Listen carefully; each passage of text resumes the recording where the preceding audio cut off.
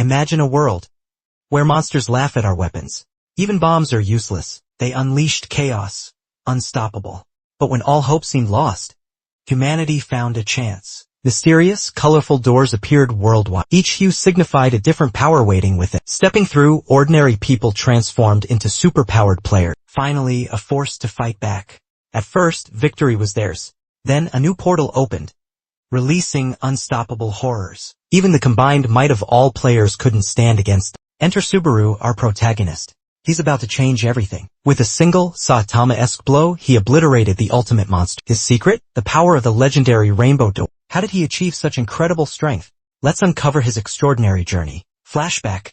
Subaru at 15. 13-year-old Taiga joins him on the couch, TV time. A gold player's interview captivates their attention. Hiratsuka's prowess ignites Subaru's admiration. Subaru gushes over Hiratsuka's accomplishment. Taiga finds Subaru's enthusiasm irritating. Annoyance boils over. We're not blood, Taiga reminds Subaru, shattering the brotherly illusion. Not real brothers, he emphasizes. Subaru reels from the harsh truth. Silence and sadness engulf him. On screen, the interviewer probes Hiratsuka. The topic, a mysterious gate materializing within a mansion. Hiratsuka confesses to a delayed discovery with dire consequences. Deadly creatures breached the gate. 16 lives lost to the unleashed horrors. Ordinary weapons proved useless.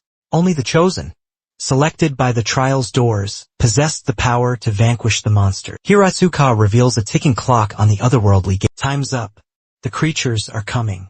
He admits a previous breach, a creature escaped, but assures everyone they're working to access the gate and eliminate every monster before the countdown ends. The casualties weigh heavily on him, yet the interviewer praises his swift kill of the escaped creature. One blow. Countless lives saved. Hiratsuka, filled with remorse, humbly accepts the accolades. He knows the true cost of his failure. Report any unusual doors immediately. A plea to prevent future disasters. Speaking for his team, he reveals the daily risks players face, protecting the public from monstrous threats. Hiratsuka's dedication ignites a fire in Subaru. He's awed by the player's courage. 5 years ago, a gateway to another world opened, unleashing monsters, impervious to ordinary weapons. These monsters prey on humanity. Only players stand a chance. These players are the chosen few who conquered the trials that materialized alongside the ominous. The trial doors are ranked gold, silver, and copper. Gold door conqueror command ultimate power and respect, yet all players are hailed as heroes for their bravery. Hiratsuka faces a probing question. How does one become chosen? The trial doors, Hiratsuka explains, only yield to proven strength. Besides Subaru, Taiga scoffs. She ridicules him. Subaru? Never strong enough for any door, she claims. Suddenly, a blinding golden door manifests before 15-year-old Subaru. He's utterly stunned. The moment overwhelms him. Our protagonist steps forward, hand reaching for the door. He's determined to open it, to rewrite his fate. On the verge of success, his stepbrother brutally shoves him out of the way. He grabs the golden opportunity. Suddenly, Taiga bursts through the door. He steals Subaru's life-altering moment. 3 years pass. Taiga has ascended to become the youngest gold-ranked player. He is universally revered. Meanwhile, Subaru endures relentless torment from 3 copper-ranked players. They bind him and cruelly use him for target practice. Taiga arrives with a girl, witnessing Subaru's humiliation. He ridicules Subaru instead of helping. He's ashamed to even call Subaru his brother. Taiga unleashes his signature move on his stepbrother. It's a devastating blow, rivaling Hiratsuka's golden sword. The sheer force knocks the man unconscious. Taiga departs with the girl. He callously declares his indifference to Subaru's fate. He wouldn't care if the copper players killed him. Utterly defenseless, the bullies strip Subaru and leave him for dead. Eyes filled with pity follow him. Silent questions hang in the air. Is this all there is? Dawn breaks. Breaking news, for gateways to another realm have opened. Taiga's destruction is complete. Annihilation reigns. That evening, a celebratory dinner. Taiga's parents bask in his glory. He's their golden child, their pride and joy. His mother boasts of his financial support even while still in school. A student, yet a provider. She beams. My brilliant son, she declares, overflowing with maternal pride. A stark contrast to Subaru, her stepson. Their father echoes the sentiment, dismissing Subaru entirely. The meal continues, punctuated by Subaru's declared failure. Taiga's expensive water runs out, an inconvenience. He strides towards Subaru's cage-like room. A demand, fetch the correct water. No room for error. You'll always be my pet, Taiga sneers, a venomous promise. Worthless, he spits. Subaru departs, Taiga's cruel words echoing in his mind. Pounding the pavement, Memories of his cramped, miserable room flood back. A sweltering oven in summer, a frigid icebox in winter, his cage offers no rest. Treated like a servant by his parents, an insignificant insect by Tiger. Subaru is consumed by regret. He let the golden door slip away. In the depths of his despair, a dark thought emerges. He had a chance, and he squandered it. Suicide seems the only escape. Death, the final solution to his torment. Suddenly, 3 copper-ranked players materialize. Fresh from a grueling gate battle, their battle-scarred bodies tell the tale. They spot Subaru, seeking an outlet for their exhaustion and rage. They decide to make him their plaything, killing him for sport. Blades drawn, the hunt begins. Each strike finds its mark. Subaru, battered and broken, barely clings to life. Stumbling through the pain, a chilling realization dawns. This is the end, not by his own hand, but by the cruel whims of fate. Despite his earlier despair, resolve floods through him.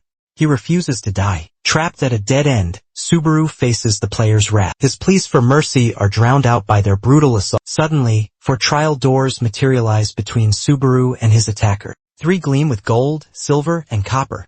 But the 4th, it's different. A rainbow door shimmers into existence, instantly bisecting a copper player. One of the copper players is cut clean in 2. He's split in half. Stunned by the rainbow door's power, the players theorize it surpasses even gold in strength. They scramble towards it, but the handle is on Subaru's side. Moments from accepting death, Subaru sees hope in the rainbow door. It's a chance at redemption. He understands. This is his opportunity to take back everything he's lost. His honor, his standing, his power and dignity. He will seize this moment. Subaru breaches the rainbow door. Stunned, the copper players can only watch as their tormented insect vanishes into the unknown. Beyond the threshold, Subaru's rainbow trial begins. Stepping through the rainbow door, Subaru finds himself in an alien landscape, a figure with human limbs. But a blank, eyeless face confronts him. The creature, Vanquish, observes Subaru's broken body and, with a gesture, mends his heart, lungs, and legs. Strength surges back into Subaru. He rises, facing the figure, but meeting its gaze, or rather, its lack of eyes, fills Subaru with terror. He remembers the door, the gateway to this bizarre new reality. The truth dawns on him. His trial has begun. Flashback, Hiratsuka's interview continued. The interviewer probes about what lies beyond the trial door. Hiratsuka explains his personal experience. He describes a breathtaking sight, a massive, golden medieval castle. Each door, he reveals, has its own sovereign ruler. Gaining the ruler's favor is the key to passing the trial. Back to Subaru, inside the vibrant rainbow door, he faces a formidable creature. This, he deduces, must be the realm's ruler. Subaru's trial is about to commence under its watchful gaze. His journey begins in earnest.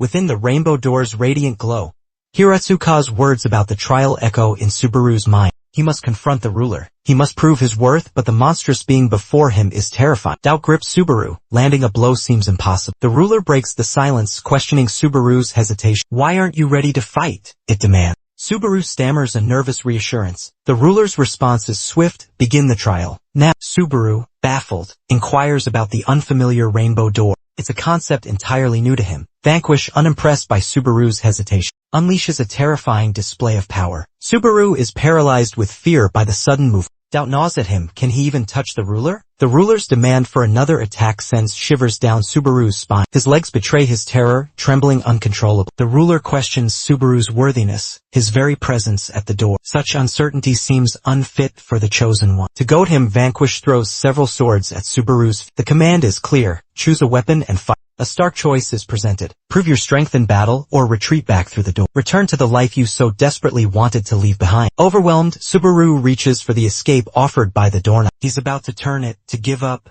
but the ruler intervenes, stopping him cold. Vanquish is taken aback. This boy, once consumed by ambition, now seeks to return to the very existence he yearned to escape. The ruler's command forces the boy to face his deepest fear. Overwhelmed by doubt and terror, the protagonist succumbs. He chooses flight, abandoning the trial. He reaches for the doorknob, seeking escape. Disgusted by the boy's cowardice, the ruler dismisses him as an insect. The insult strikes a raw nerve. Memories of past humiliations and torment flood Subaru's mind. Each memory echoes with that same degrading word. His suppressed fury erupts. He hammers on the door. His enraged shouts reverberate through the room. He confronts Vanquish, the ruler, unleashing his pent-up rage. He accuses Vanquish of cruel arrogance and merciless mockery. He condemns the ruler for wielding power to demean and belittle. A smirk spreads across the face behind the door. The smirk ignites Subaru's anger into an inferno. Fueled by defiance and burning hatred, Subaru unleashes a ferocious blow, striking Vanquish's face. The impact resonates with raw, untamed power. Vanquish observes the strike, assessing the boy's spirit. He declares Subaru's trial a success. Rage, Vanquish declared, has become my strength. Vanquish lunged, sinking his teeth into Subaru's shoulder.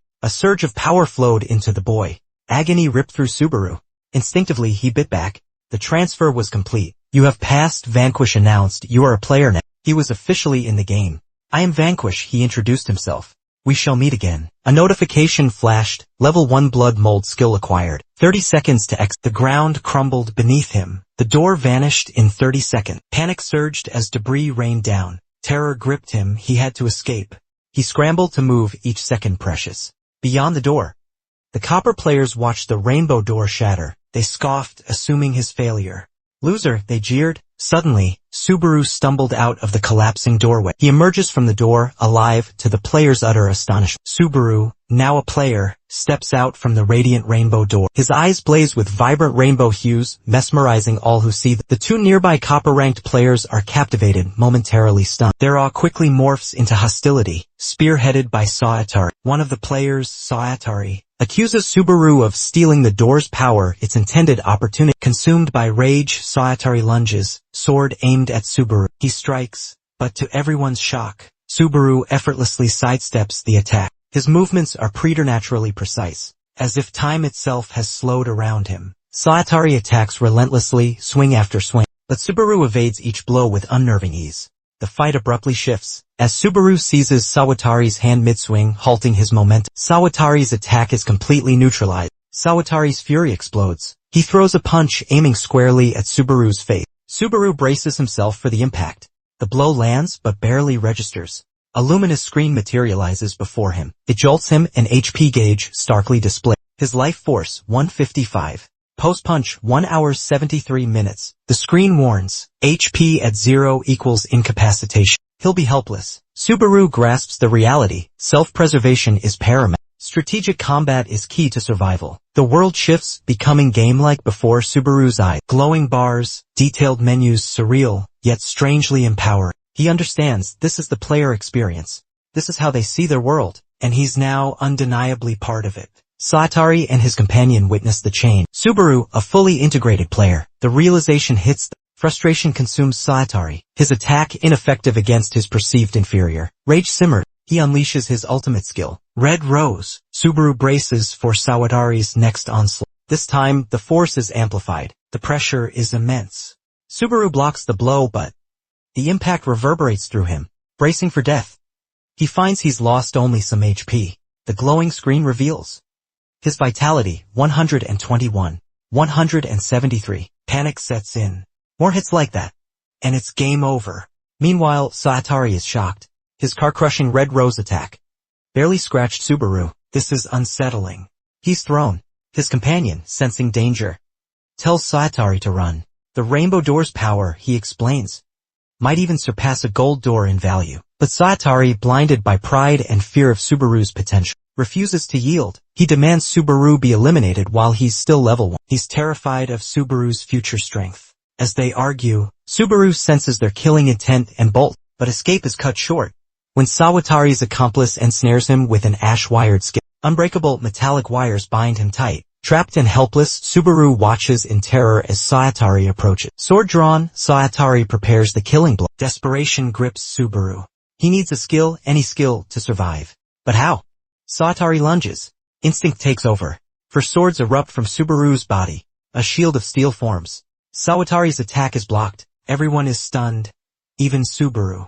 This accidental power becomes his salvation. The Rainbow Door's gift is more potent than anyone realized. Its might surpasses even Oscar's comprehension. Subaru contemplates using blood mold against Saatari. Frustration fuels his hesitation. He cries out for Vanquish's aid. Vanquish appears in a flash. This is his final intervention, he warns. He explains the blood mold's power. For 10 seconds, Subaru can command blood itself. A shocking revelation, Subaru's swords are forged from his own blood. His blades are extensions of himself. Vanquish pushes Subaru to unlock his potential alone. Weaponize your rage, he commands. Let hatred sharpen your edge against your foe. Vanquish departs, Subaru's swords dissolve. Saatari seizes the moment, blade flashing. Our hero narrowly evades the strike, but Sawatari's assault is relentless. Accusations fly, theft of their door, murder of their comrade. Subaru's defense, he was attacked first. His survival was self-defense, their attack was the trigger. Sawatari's retort drips with venom. If Subaru had simply died, their friend would still live, he snarled. Subaru's death would have solved everything, Sawatari claimed. Those cruel words ignite a raging fire within Subaru. Fueled by fury, he steels himself for the fight. They clash, a whirlwind of motion. Sawatari lands the first blow, but Subaru retaliates with crushing force. Subaru's counterattack splinters Sawatari's sword. Sword shattered, Subaru presses his advantage. He unleashes a brutal strike. His full strength slams into Sawatari. The sheer impact launches Sawatari skyward. Sawatari crashes back down, the impact echoing through the air. Before Subaru can capitalize, Sawatari's ally snatches him away with a wire. They retreat, dragging Sawatari with them. Stunned, the rescuer can only gape. In a single blow, Subaru has completely depleted Sawatari's HP. The Rainbow Door's power, it's undeniable, eclipsing even the Golden Door. The Golden Door pales in comparison to the Rainbow Door's might. More shocking? Subaru achieved this as a mere level 1 player. Adrenaline pumping, Subaru surveys the scene. The thrill of victory still courses through him. He finally understands the sheer magnitude of his new power. A formidable opponent vanquished. Relief and steely resolve wash over him. Dawn breaks on a horrific discovery. A copper player lies bisected in the street. The body, cleanly severed, shocks even seasoned officers. The sheer brutality defies human capability. Could this be the work of something inhuman? Whispers of monstrous involvement fill the air. Hiratsuka arrives, a calming presence amidst the chaos. His keen eyes miss nothing. He assures the police his search has yielded no signs of underworld creature. No trace of monstrous activity could be found. Grateful for his insight, the police express their thanks. Grateful for his guidance. The investigation continues. A registration card is found. The victim, Kunisaki Shutaru, a copper player. Hiratsuka's face hardened. Such a clean cut. Requires silver-level strength. The implication is unsettling. One name surfaces in his mind. Could he be responsible? Hiratsuka dismisses the thought. There's no time for doubt. The mission is clear. Find the killer, breach every door. Before time runs out, Taiga seeks out Subaru. He's not there. Dawn approaches. Subaru's absence is unnerving. A sense of dread creeps in. He reaches for his phone. Taiga checks Subaru's message status. Unlocking his phone, a news alert shocks him. A copper player was murdered just hours ago. Frozen, Taiga stares at the notification, disbelieving. Who would commit such a brutal act? Reading further, the puzzle pieces connect. The victim, one of Subaru's bullies. Realization hits Taiga hard. Burning rage. Was it Subaru? If Subaru's a player now, things are dangerous. He's entered a world Taiga swore to protect him from. Subaru crossing that line fuels Taiga's frustration. Meanwhile, Subaru arrives in Shinagawa City. He faces the Japan Players Federation HQ. This organization governs all Japanese gates and player registration. They manage all new player entries. For Subaru, it feels surreal. Veteran players confidently navigate the crowded halls. Awe and excitement wash over him. At the registration desk, a bubbly greeter welcomes the new recruit. Sign up now, she chirps. She lays down the Japanese law. Gate crashing is a crime. You need to be a registered Federation member. Level up by conquering gate challenges. Defeat the challenges within. Want power? Registration is mandatory. It unlocks your true potential. Amidst the excitement, Subaru's mind drifts to the murdered copper player. The case is huge. Rules state, only players can investigate player crimes. Due to the severity, a gold player's likely on the case. This unsettles Subaru. What if Taiga finds out the truth? Subaru's in hot water. He knows it. His only escape? Rapidly gaining power. Conquering gates is his key to leveling up. If Taiga uncovers the truth, Subaru will be ready. He'll fight to survive and to confront Taiga head-on. At the registration desk, a receptionist greets Subaru warmly. She explains the fundamentals. Rules Subaru already knows. From his late-night internet cafe research. Clearing gates equals leveling up, she clarified. Stars signify a gate's difficulty. Completing a gate. Earn stars exchangeable for cash. He recalls yesterday's star, dropped by Sawatari and left behind. Broke and desperate, Subaru takes a gamble. With a mix of hesitation and desperation, Subaru offers the star to the receptionist. He asks if it can be exchanged for cash. Embarrassment floods his cheeks. Selling the star feels like confessing his poverty. But the receptionist's reaction is completely unexpected. Shock widens her eyes as she inspects the star. She demands to know its origin. Caught off guard, Subaru stumbles over his words, claiming he just cleared a gate as a new player. The receptionist declares he's made a grave error. Clearing a gate before officially becoming a player is illegal. The penalty? a 1,000,000 yen fine or up to 5 years in prison. Panic grips Subaru as the severity of his actions sinks in. The scene cuts to a bustling police station. Taiga arrives, one of Japan's 7 elite gold-ranked players. His commanding presence instantly draws attention. Even the officer at the reception desk can't conceal his astonishment. The officer inquires about his presence. Taiga gets straight to the point. He's arrived to delve into yesterday's prominent murder case. Stone-faced and serious, he demands access to the evidence. There's a crucial detail he needs to confirm. Meanwhile, Subaru successfully cashes in his star, thanks to the receptionist's generosity. She bends the rules, sending him 1,000,000 yen. 1 star, he discovers, equals 100,000 yen. And 5, a potential fortune of 10 million. This revelation ignites a fire in him. He's determined to level up and chase his ambition. Flush with cash, Subaru treats himself to a well-deserved makeover. At the barbershop, his shaggy look disappears. He emerges sharp and stylish. Next, new clothes and a café beckon. He indulges in a luxurious caramel macchiato. For the first time, Subaru relaxes, savoring coffee in style. The warmth brings tears to his eyes. A long-forgotten comfort. He savors the moment, memories flooding back. Years of relentless toil for his family resurface. Brother, parents, his slave masters. Dreams buried beneath their demands. But today, freedom's first breath. The weight lifts. Intoxicating liberation. Subaru snaps back to reality. This is just the start. He'll be back for more coffee. After conquering challenges and leveling up, his mission calls. He will rise, dreaming of the future. Taiga looms, a furious shadow. Rage burns in his eyes. Before Subaru can react, he's yanked up by the collar, dragged into the street. The air crackles with tension. Subaru stands defiant. He unleashes his blood mold power. His blood thickens, forming a crimson cord. With a sharp tug, he ensnares 3 vehicles with the bloody rope. A desperate counterattack is brewing, aimed squarely at Taiga. Poised to strike, Subaru's gaze falls upon a terrified mother. She clutches her child tightly. Frozen in fear, they're trapped in the unfolding chaos. Subaru hesitates, praying for their escape. But time runs out. His blood mold skills' 10-second limit expire. The rope vanishes. Subaru is defenseless against Taiga's fury. Subaru's secret is exposed. Taiga knows he's a player. Rage consumes Taiga as he advances on Subaru. As a level 1, Subaru faces insurmountable odds. He's up against a top gold-ranked player. But a fire ignites within him. He will fight. Their clash creates gridlock. A stranded driver seeks answers. The gold-rank player's on a rampage. Abandon your car. Run. The brothers finally confront each other. Subaru demands answers. How did you find me? Instead of a reply, a fist flies. Realization dawns on the MC. It must be the phone's GPS. That's how he tracked. But right now, that's irrelevant. Taiga unleashes his golden arm, a death sentence declared. You're going to die. Eyes closed, Subaru desperately summons Vanquish. His trump card, Blood Mold. Mana bends blood to his will. Overuse means mana depletion. A dangerous gamble. He'll be drained dry in an instant. Survival trumps all other concerns.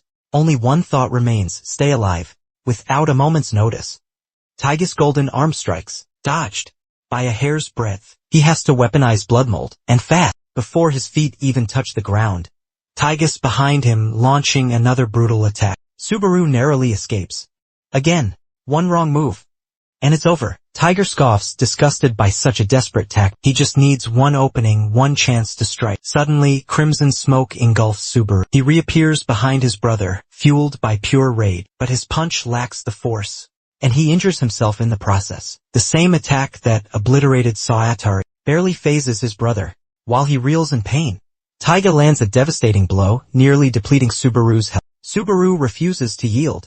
He uses the smoke as cover, blinding Taiga. He unleashes his strongest blood attack. Shockingly, it's ineffective. Against the gold rank, he's utterly outmatched. A chilling realization hits Subaru, he can't win. Taiga knows this is his chance to end it. Leveling him up is a risk, a future threat. He could become a serious problem. He unleashes a brutal blow. Shockingly, Subaru remains unharmed. He sees it, a crimson airbag, or so he thinks. He's mistaken about its nature. It's blood, alchemized into a sticky trap by Subaru. Taiga struggles, desperately trying to free his hand. The blood mold's grip holds fast for 10 agonizing seconds. Subaru knows he must unleash everything he has. Mana conservation is no longer an option. He conjures a barrage of blood bubbles, launching them at his brother. Taiga erupts, do you think you've won? Subaru retorts, winning isn't the goal. Survival is. And I will survive. His remaining mana surges. He coats himself in the viscous blood. A rope appears, his escape route. The blood mold's hold weakens. Freedom is at hand. He vanishes in a cloud of smoke, leaving Taiga in the dust. Fury burns in Taiga as his prey escapes. He vows to hunt him down and deliver a fatal blow. Suddenly, a powerful presence descends, surrounds him. The top 3 gold rank players approach, their aura imposing. He tries to brush them off, saying he has no time for explanations. Escape is cut short. Golden chains bind him. Disbelief washes over Taiga. The gold rank elite are after him. Hiratsuka's sword points accusingly. He's under arrest, they declare. Meanwhile, our hero teeters on the brink of death. 5 health points, 2 mana, barely clinging to life. His brother remains untouched, his attacks futile. Another encounter means certain doom. He's beaten, clothes torn to shreds. His only other clothes are back at the cafe. Freedom has a price, he knows. His path forged strength through battle.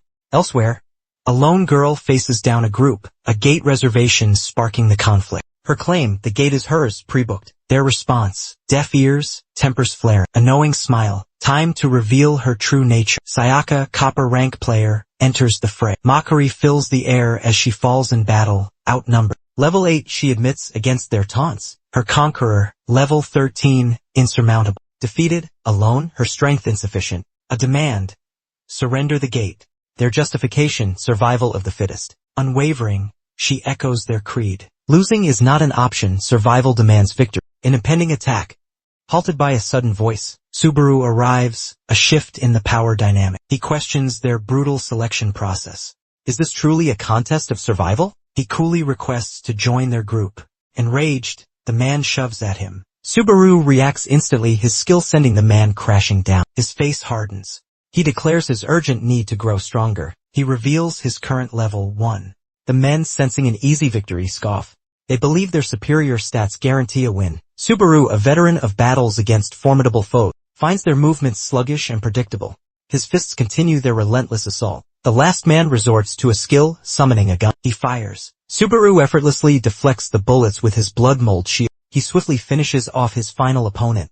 Sayaka watches, stunned. His prowess leaves her awestruck, questioning his identity. She suspects he holds a gold rank. Subaru strips a man of his clothes and heads for the door. Donning the hoodie before she can process the scene. He's already claimed the door. First time inside and he's impressed. Suddenly Sayaka appears, entering from behind. In a flash, she locks it. Trapped. Escape now requires defeating the boss. An evil laugh escapes her. No one's getting in, she declares, not even after they wait. Meanwhile, Subaru stands there, completely baffled. He won the door fair and square, he insists. She retorts it was hers. She reserved. Reservations exist, she explains, all listed online. Every door is up for grabs, but reservations take priority. He apologizes. It's his first time, he pleads. He just needs to level up and get out. He needs to escape. Fast. Can he clear it with her? He asks. She agrees, partly because he helped her, but mostly because she understands the hunger for strength. They agree to a 70/30ths reward split. 70 for him, 30 for her. He conceals his true identity. A murder accusation hangs over his head. He introduces himself as Vanquish. She eagerly prepares to breach the gate. A sudden projectile hurtles towards her. He shouts a warning, but she swiftly deflects the attack. Enemies from beyond the gate emerge. With a smile, she tells him to stand back. Empowered by the gate, they battle the underworld creature. Enhanced strength and skills give them the edge. The doors are the source of their newfound power. He watches, mesmerized, as she decimates the monster. Having lulled the remaining creatures to sleep, he observes her prowess. Victorious, she turns and asks for his opinion. She proudly reveals her skill, Instant Void, a 3-second stun on any enemy she strikes. Ineffective at range, but devastating in close combat. The creatures suddenly spring back to life.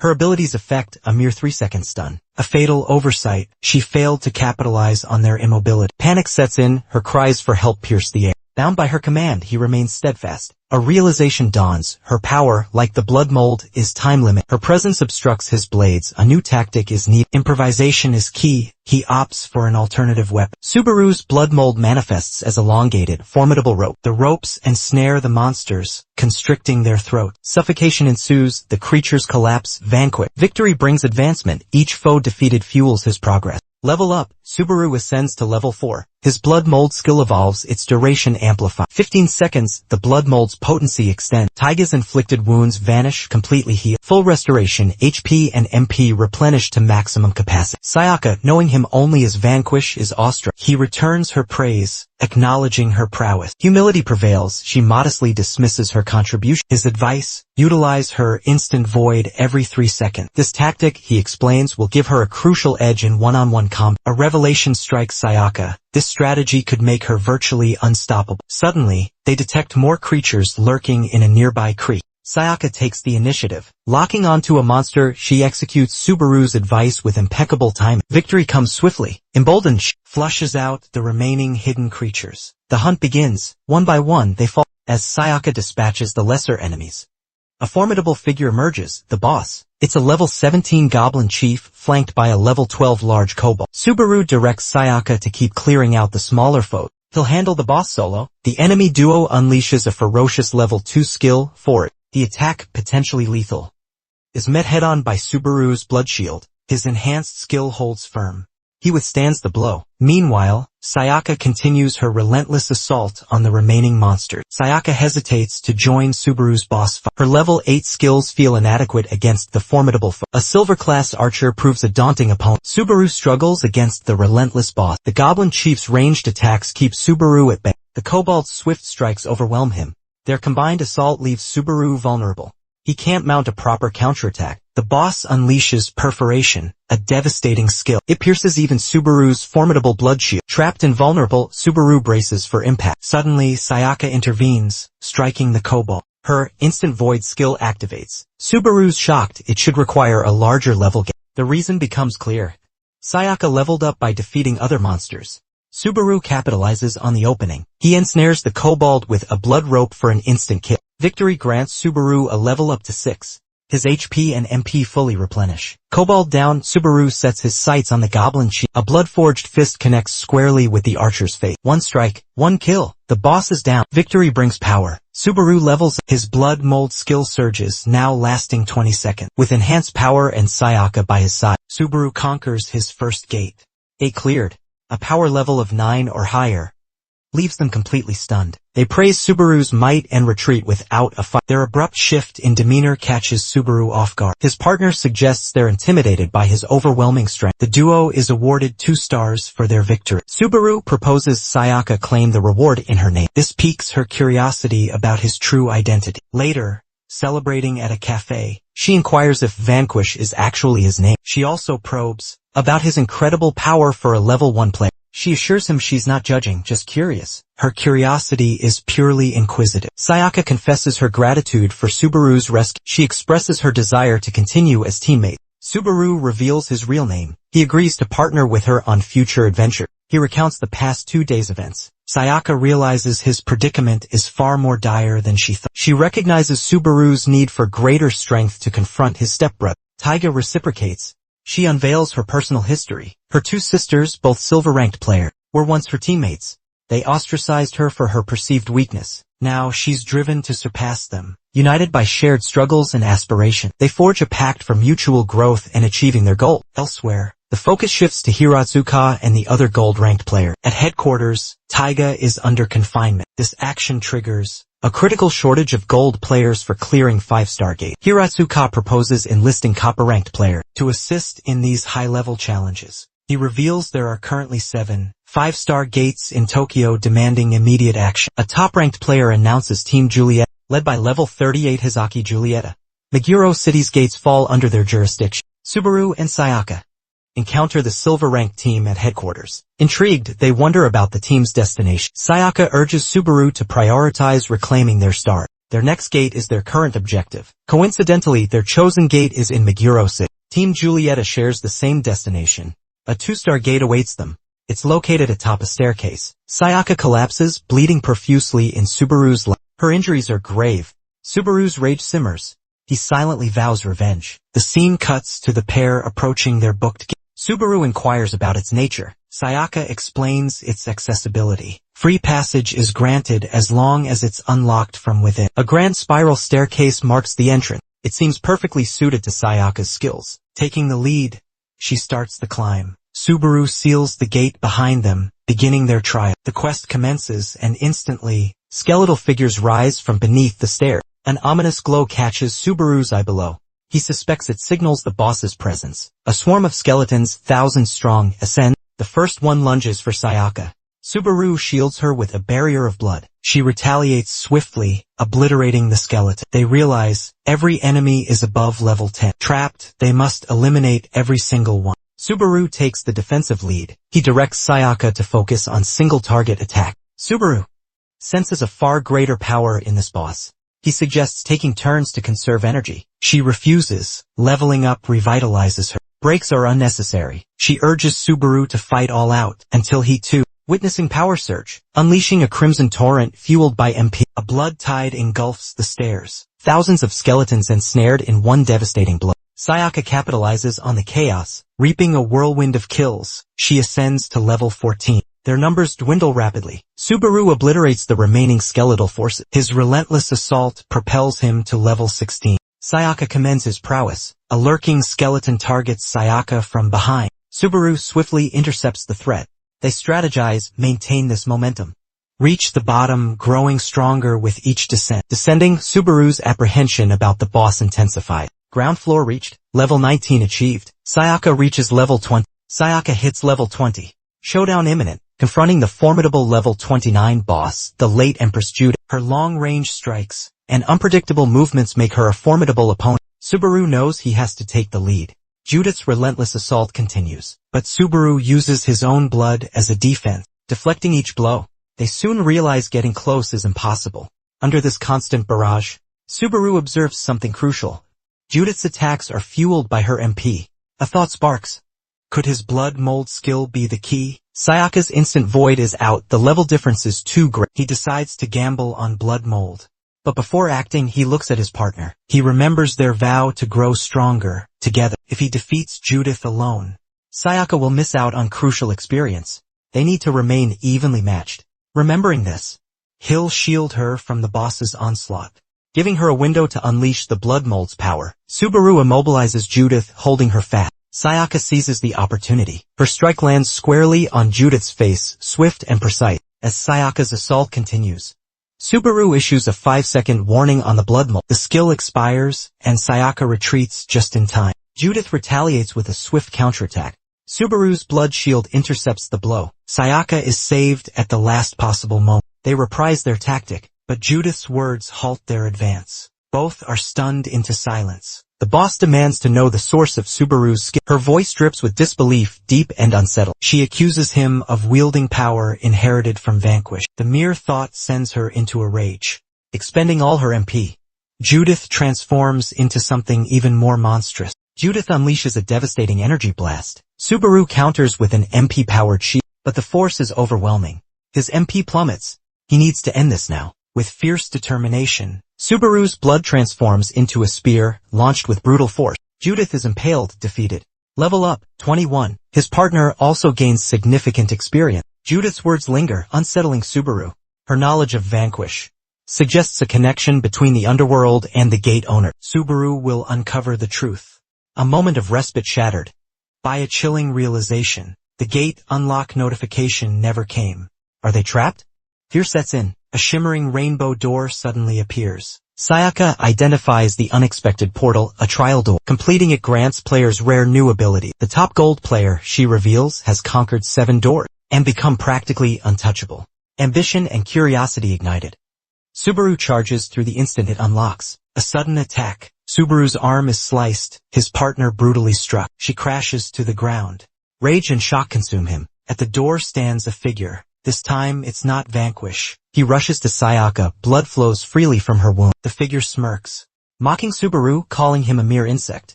Burning with rage, Subaru vows revenge. The attacker advances. He is Carrion, the Ghoul King, one of Vanquish's underlings. The fight is far from finished. Subaru confronts Lord Vanquish's minion. Stunned, he faces an unexpected adversary. He urgently tries to reach Vanquish. His message, a subordinate has gone rogue. But then, the unthinkable happens. Vanquish disappears without a trace. Confusion mounts.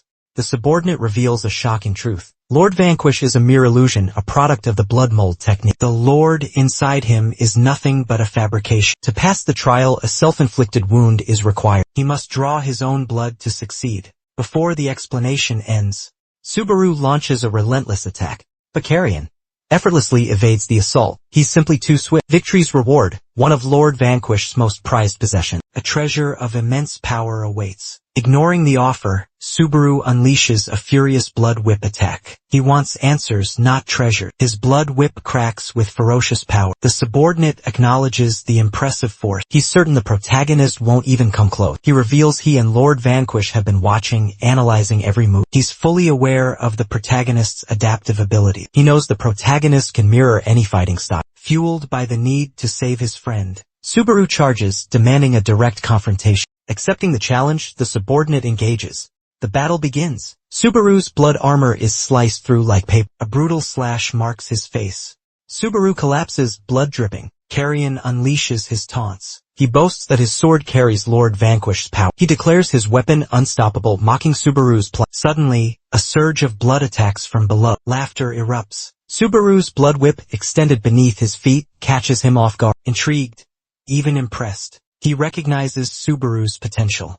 But he swiftly counters, appearing before Subaru. A brutal stomach punch lands. The subordinate presses the attack. Blood technique unleashed, sending him flying. The MC crashes to the ground. Karen's fury erupts. Did you think this was a game? But he rises again, blood-soaked but defiant, fueled by the need to save his friend. He summons a new blood armor. Channeling pure rage, he strikes again. Despite his unwavering resolve, he can't match the subordinate's speed. Landing a blow proves impossible. The fight rages on. An arm is severed, effortlessly sliced away. Armor proves useless. But then the unthinkable. The severed arm is reattached. Stunned silence.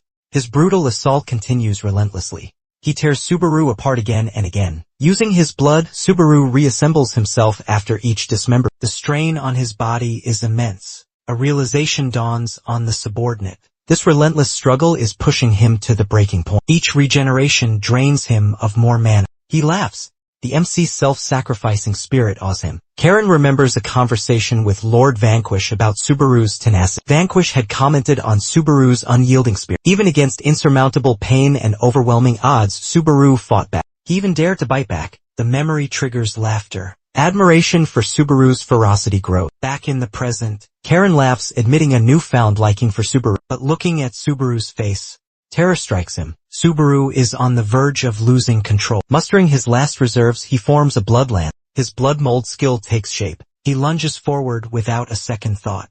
His target, piercing the subordinate straight through. Wounding isn't the goal anymore. It's immediate annihilation. Subaru's slash cleaves Carrion in two.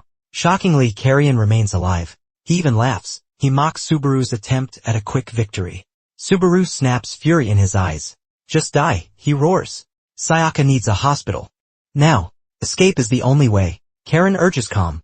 Don't panic. Time works differently within the gate, she explains. How will you survive, she questions. His mana is almost gone.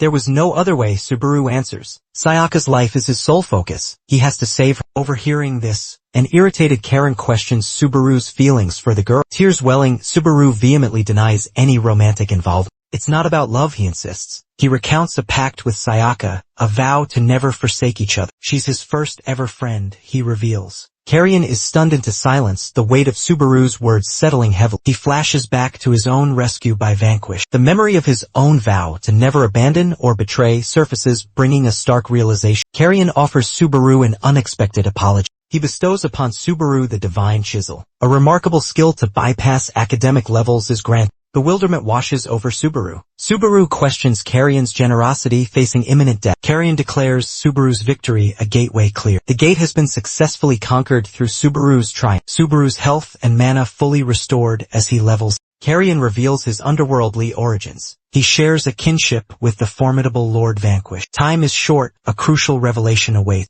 Carrion imparts vital knowledge to Subaru. Should a friend face death, Blood Usurper holds the key. Confusion clouds Subaru's understanding. The meaning of Blood Usurper remains a mystery. Carrion vanishes, urging Subaru to heed his word. The gate quest concludes. Subaru escapes with Sayaka. A 2-star quest conquered. The sky clock ticks down, time dwindles. Unfazed, Subaru instantly grabs his phone. He calls for help, summoning an ambulance for Sayaka. Meanwhile, inside a 5-star gate, heroes are locked in a desperate battle against monstrous creatures. Leading the charge is Mr. Julieta. He watches in horror as his comrades fall one after another. Their enemy, a colossal level 59 sky whale. Devastating water blasts rain down upon them. Panic grips Julieta. This isn't even the final boss. A surviving hero demands a plan, their escape seemingly impossible. He points out the grim truth. Escape requires a heavy sacrifice. Most of their group must die. Julieta's response is swift and brutal, a fatal stab to the head. His own survival trumps all else.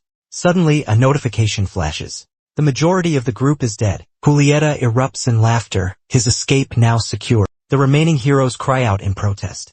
They plead with him, begging him not to abandon them. The whale, they warn, will breach into the real world. Julieta, ignoring the pleas, commands them to hold the creature back. His escape is her only focus. Freedom is within reach as Julieta clears the gate. A chilling notification, his entire team is wiped out. Before comprehension, the whale's devastating attack lands. Tears erupt as the truth hits, they couldn't contain the beast. The colossal creature breaches the gate, unleashed. The city is now directly in its path. Reality crashes back. Sayaka is surrounded by doctors, Subaru a silent watchman. A sudden alert shatters the quiet. The 5-star quest, marked as a failure. 5,837 hours remained, now lost. The penalty, a devastating blow to the sky clock. 49 days, that's all that's left. Subaru struggles to grasp the catastrophe. Then Julieta's screams pierce the air. She bursts in, a whirlwind of panic, pleading for help. He needs a car. Now, desperate, he tries to commandeer a doctor and a vehicle. He screams, ordering them to leave Sayaka behind. His silver rank makes him a priority, he argues, his life worth more. Subaru intervenes, placing a firm hand on Julieta's shoulder. Julieta spins around, halting Subaru's attempt to stop. Rage consumes him as he demands an explanation from Subaru. Above, the colossal whale descends, its presence undeniable. Its immense shadow engulfs the sky in darkness. The Player Federation issues an urgent warning to Meguro City. An underworld behemoth has breached the gate. The threat is classified as a catastrophic 5-star. The Federation initiates a frantic evacuation of all residents. Subaru entrusts Sayaka to the medics as they escape aboard an ambulance. Julieta erupts in fury, threatening Subaru's life. Instantly, Subaru summons his blood armor, encasing himself in crimson steel. He unleashes a brutal assault upon Julieta, subduing him. Subaru demands answers. Is he the whale's sole target? Julieta, reeling from Subaru's unexpected power. The explanation unfolds. Creatures of the underworld prey only within the gate's confines. Subaru absorbs this revelation. Julieta's survival fuels the whale's relentless assault. He resolves to end the menace immediately. Subaru probes Julieta about the whale's power. The creature commands water. Julieta reveals. Laser beams erupt as the whale prepares to strike again. Subaru's blood shield rises swiftly. The potent laser deflects. Even Julieta is taken aback. The whale's might can pierce even Silver-class shield. The whale hangs in the air, presenting an opening for an all-out attack. Subaru launches skyward, unleashing his blood fist. The blow barely registers. A deafening roar erupts from the whale. Nearby windows shatter from the force. Subaru returns to the ground. This underworld beast was far stronger than anticipated. With unwavering resolve, he unsheathed his divine blade. Focusing a third of his mana, he unleashed a devastating strike as the whale launched a volley of water missiles. Subaru's attack intercepted and obliterated the incoming projectile, but the creature remained standing. The whale began charging another laser beam. Subaru knew he had to act fast. The entire city hung in the balance. Without a moment's hesitation, he poured another third of his mana into a second earth-shattering blow. This time, the whale fell. The behemoth collapsed. The summoned water rained down upon the city. Stunned citizens gazed upward. Their monstrous foe had been vanquished. Julieta watched, incredulous. Could Subaru be the newest gold rank player? But Subaru received no reward for his victory. Eliminated beyond the city walls. Relief washes over him, the city and its people safe. Sayaka fills his thoughts. He rushes to her side. Elsewhere, an old man documents his heroism. At the hospital, doctors fight for Sayaka's life. Her condition, critical. Our protagonist, consumed with anxiety, tries to reach her. A single tear escapes her eye. The scene cuts to the morgue's cold silence. Subaru says a final goodbye to Sayaka. Grief overwhelms him. He collapses. Guilt consumes him. He blames himself. He led her into danger, a decision he now regrets. The weight of his mistake crushes him. Anger surges. But amidst the pain, Carrion's words echo, blood usurper. A skill for when a friend falls. Desperate, Subaru frantically navigates the system menu. Level 26. He searches for the skill. Paravera unlocks. Resurrection, the power to bring back the dead as a kindred. But the clock is ticking, 1 hour from death. A cryptic description, but Oscar's last hope. He activates the skill without a second thought. Sayaka transforms, a countdown appears. Each tick an agonizing step toward failure. 0 hour, the chance to save her vanishes. Subaru watches, horrified, as the numbers plummet. 0. Nothing happens. Panic surges. Did the skill fail? 2 girls burst in. They rush to Sayaka, sobbing. Sister, they cry. Subaru is speechless, stunned. Her sisters, older and younger. One spots him and lunges forward. Who are you? She demands. Tears streaming, Subaru stammers. A friend. Fury erupts. She slams him against the wall. You dragged her into this. She holds him responsible for her sister's death. Fury explodes, her hand raised to strike. But Sayaka jolts upright, interrupting the blow. A menacing aura surrounds her as she rises. She's undergone a complete metamorphosis. Even her clothes are different. Her eyes burn with an unnatural fire. Sayaka commands her sister to release Subaru. Without warning, she attacks. Subaru swiftly intercepts her arm. Her strength shocks him. This isn't the Sayaka he remembers. Sayaka collapses, apologizing. Her sisters are even more bewildered. She reveals Subaru resurrected her as a kindred. Using the Paravar skill, her past life is a blank slate. She exists only to obey his every command. Horror and rage consume the sisters. They lunge again, but Sayaka intercepts, issuing a 10-second ultimatum for their elimination. Panic grips Subaru.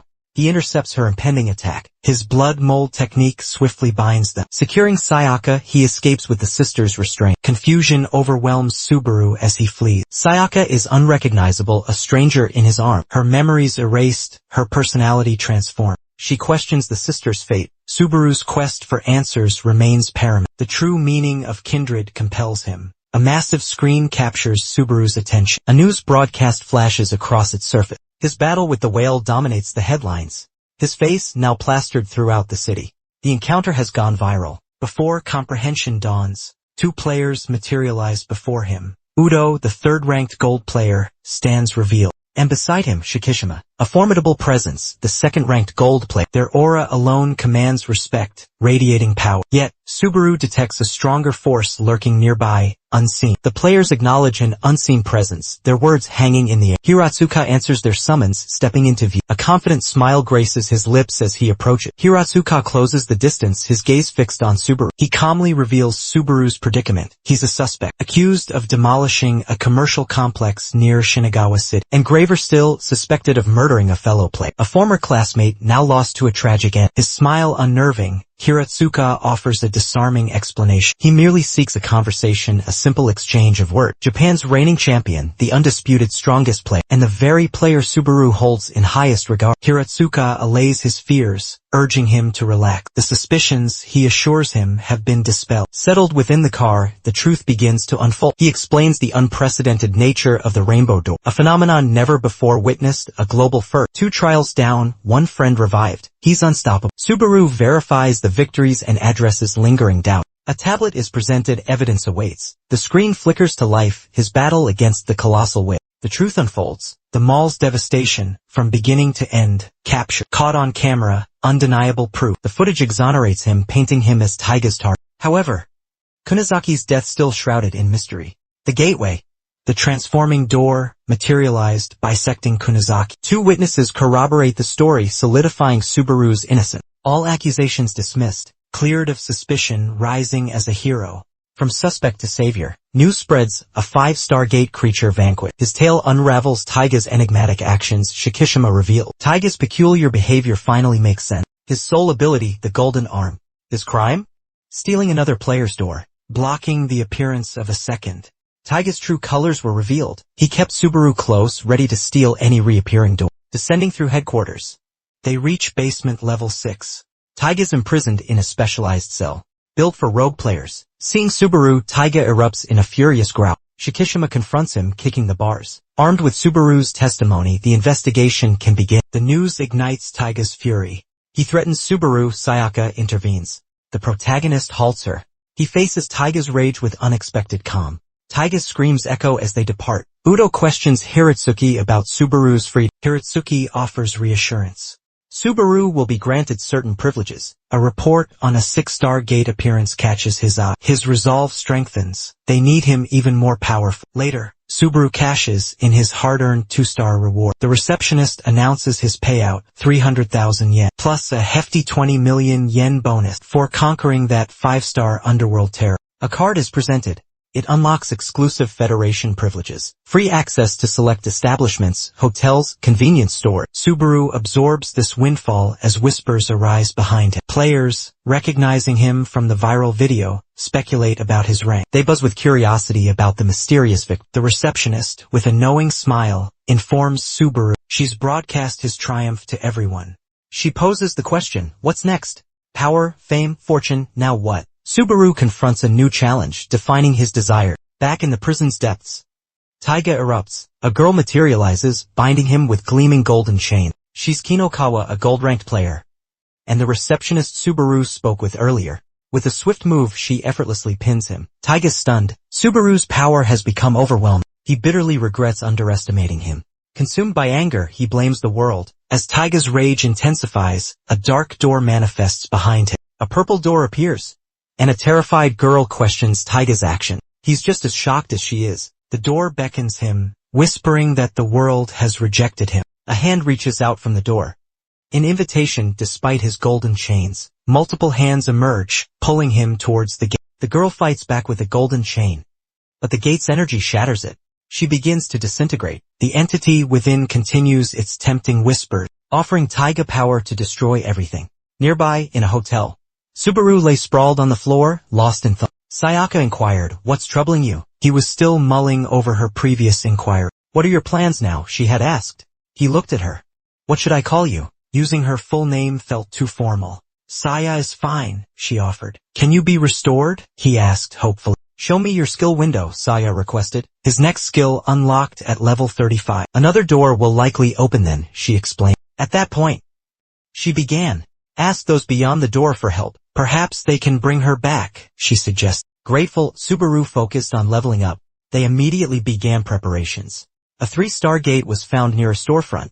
The owner hailed Subaru as his savior. Subaru glanced back. Coming, Saya, she declares her lifelong allegiance to him, a kindred bound to his side. Subaru's eyes fall on her status window. Level 21, wielding the power of blood mold, her stats are revealed. But instead of drawing on her own mana reserve, she taps into his within the gate's confine. Demons materialize, blocking their path. Saya requests access to his mana and Subaru grants. He's eager to witness her power unleashed. Blood mold takes form, a crimson sphere of Saya's making. In a single, devastating strike, all enemies are vanquished. The sheer utility of her skill is undeniable to Subaru. Yet, Saya notes its limitations against formidable adversaries. Finally, they confront the boss. Subaru commands Saya to hang back. With his divine sword, he swiftly triumphs. A mere 10 minutes and 49 seconds, the 3-star quest is conquered. Victory brings a 2-level surge to Subaru. The 3-star challenge proves too trivial. They set their sights on a 4-star gate. Shikishima's voice suddenly pierces the air. Basking in the glow of their swift victory, Subaru demands answers. What are you doing here? Shikishima delivers the bombshell. Taiga has broken out of prison. And not just any escapee, the formidable, 4th-ranked gold player. Sakura, bound by her own golden chains, was brutally defeated trying to contain him. A further revelation. Sakura was undercover as a receptionist. Subaru is stunned. He never suspected Sakura was a player. As they drive, Shikishima explains the new reality. Gold players must unite to clear the gate. He proposes an alliance with Subaru. Don't disappoint me, he warns. Shikishima predicts Taiga will make Subaru his first target. He exudes an unshakable confidence in their combined strength. With unwavering assurance, Shikishima leads Subaru to their initial challenge. The first victory, they believe, is within easy grasp. Subaru theorizes about Shikishima's golden parade ability, envisioning invisible fire bullets launched from his fingertip. But reality proves far more spectacular. Shikishima unleashes his power, and a meteor shower obliterates their foes. These underworld creatures are formidable foes, but Shikishima reduces them to insignificant 1-star weaklings. He obliterates them all with a single devastating strike. In the aftermath, Shikishima reveals the strict rules binding gold players. Beyond the gates, they're forbidden from using skills beyond their first. Higher-tier skills could unleash catastrophic real-world damage. With the enemies vanquished, he signals Subaru to advance. Shikishima explains further, that the top gold players are known as the Seven Knights, a title bestowed by the owners of their respective doors. The entity that empowered Shikishima is a dragoon incarnation. His devastating attack, Barrage of Dead Flame, nearing the next gate. Shikishima tasks Subaru with scouting ahead. Then, with another single blow, Shikishima eliminates the boss. Gate cleared. Time 52 minutes. A gold player's sheer power leaves Subaru awestruck. Shikishima apologizes for soloing the game. He promises Subaru the next challenge is all his. Next up, a glass waterfall rated 4-star difficult. A 4-star challenge awaits at the glass waterfall. Ice coats every inch, making movement treacherous. The icy terrain makes every step a struggle. No weaklings here, only boss battles in this zone. Forget minor enemies, it's boss fight only. The boss, a level 42 spectral feline. The cat-like spirit pounces on Subaru. Subaru deflects the attack with his divine blade. Bracing for another strike, he sees the boss already healing. The divine sword drains too much mana. This fight's unsustainable. Subaru hesitates, then offers support. Shikishima refuses her help. Subaru must face this alone. He'll intervene only if Subaru nears defeat. The battle rages on, and Subaru discovers his blood mold skill is useless on the ice. Desperate, he blinds the cat with a deft maneuver. But the relentless boss still pursues him. Observing the intense struggle, a second gold-ranked player ponders the situation. Subaru, he thinks, is outmatched against this formidable foe. But Saya interjects, don't underestimate Subaru. He's already planning his counterattack, she observes. Using his blood magic, Subaru conjures a rope. He swiftly ensnares the cat, knowing the boss's unconventional anatomy. He discards the divine sword as a viable option. He chooses brute force instead. Subaru unleashes Carrion's corpse fist spell, amplified by his blood mold skill. Devastating blows rain down upon the boss. The relentless onslaught continues, until the boss, drained of mana, can no longer regenerate. Shikishima is stunned. Subaru's rapid analysis and strategy astound him. He's even more awed by Subaru's sheer skill in executing the plan. A powerful synergy of abilities. Seo's smile reflects her approval as Shikishima recognizes Subaru's potential. The battle against the boss rages on. Shikishima observes their fatigue setting in. He calls out to Subaru, promising to create an opening for the final strike. Subaru seizes the moment, delivering a decisive blow to the boss. Victory triggers an immediate level up. He effortlessly vanquishes the cat spirit. The gate is cleared in a record 48 minutes. Later at a sushi restaurant, Subaru's eyes sparkle with wonder at the sight of sushi. Shikishima inquires about his fascination, an innocent expression on his face. Subaru confesses it's his first sushi encounter. Meanwhile, Saya plays with the captured cat spirit. Subaru's trophy from the boss fight grants him a unique ability. He can now regenerate the boss using his mana, a power readily available at his command. Shikishima draws a parallel to Hiratsuka's earring, boosting mana by a staggering 150%, and a coat that halves incoming damage. His divine sword? Another reward. Earned by conquering Carrion. Subaru questions the cat spirit's purpose. Shikishima clarifies. An aquatic summon is exceptionally rare. He suggests naming it. After a brief pause, sushi it is. A sudden cacophony erupts outside. A level 54 griffin, a creature of the underworld, bursts from the gate. Subaru and Shikishima spring into action. The griffin snatches a young girl. Mid-flight, Shikishima and Sada intercept. Working in unison, Subaru strikes swiftly. The girl falls safely into Subaru's arm. He gently sets her down. A frantic man rushes forward. He shouts her name. Subaru's eyes widen in recognition. It's one of his past tormentors from his weaker days. The man, Savatari, is the girl's brother. Shikishima confronts him. He asks if Savatari is Subaru's former bull. He demands gratitude for Subaru saving his sister. But Savatari refuses to thank someone like Subaru. Ignoring her brother, the girl immediately thanks Subaru and his companions. Savatari berates her for thanking him. He turns to Subaru, calling him an insect. He sneers at Subaru. He questions Subaru's good mood and any plans for revenge. Subaru calmly smiles in response. Enraged, Savatari grabs Subaru's shirt. He curses his luck for not being chosen by a stronger door. Unperturbed, Subaru. He acknowledges Savatari's testimony. He knows Savatari is innocent. With a simple thanks, he departs. Savatari is left speechless, stunned. Shikishima observes, a knowing look on his face. He believes Savatari will soon grasp Subaru's uniqueness. The trio returns to their meal, the sushi shop their sanctuary. Meanwhile, the girl questions Savatari's sudden shift. Overwhelmed by inadequacy, Savatari clutches his head. The next day, Subaru finds the sushi shop unexpectedly closed. It's a repeat of the previous day's closure. Savatari deletes a damning video from his phone. The video, evidence of him bullying Subaru. His friend questions the video's deletion, disbelief evidence. Savatari confirms the act unwavering. He clarifies it's not fear motivating him, but something more. His explanation hangs unfinished, a mystery. Lost in thought, he stares at his phone. His friend spots a commotion, drawing Savatari's attention. Shikishima's call interrupts Subaru. News arrives, Taiga's at school. Kana texts Savatari, craving pork cutlet. Sister's dinner request, pork cutlet, please. Savatari pauses, considering his reply. Suddenly, his friend yanks him away from his phone. He points urgently towards the stadium. Fear grips them as they peer out the classroom window. Outside, Taiga emerges from a purple door, radiating menace. A chilling aura surrounds him. A dark door materializes. It appears beside Savatari and his friend in the gym. Mysterious doors are popping up everywhere. Someone's about to open one. Taiga's announcement echoes through the school. The doors offer immense power rivaling even a gold rank. Confusion ripples through the students. Taiga's invitation, join him, embrace the power. Elsewhere, Shikishima reveals Taiga's new look to Subaru with a photo. He confirms Taiga's school enrollment. His bigger worry? A potential hairstyle copycat. The race to school is on. Subaru's curiosity peaked. What's with the door behind Taiga? Shikishima's clueless, mostly. But a bad feeling lingers. Taking the fastest route to school. At school, Savatari fixates on the door. His friend hesitates to enter or not. Taiga arrives, confronting their apprehension. What's the hold up? He demands. He challenges their acceptance of weakness. Stronger players have conquered this trial before.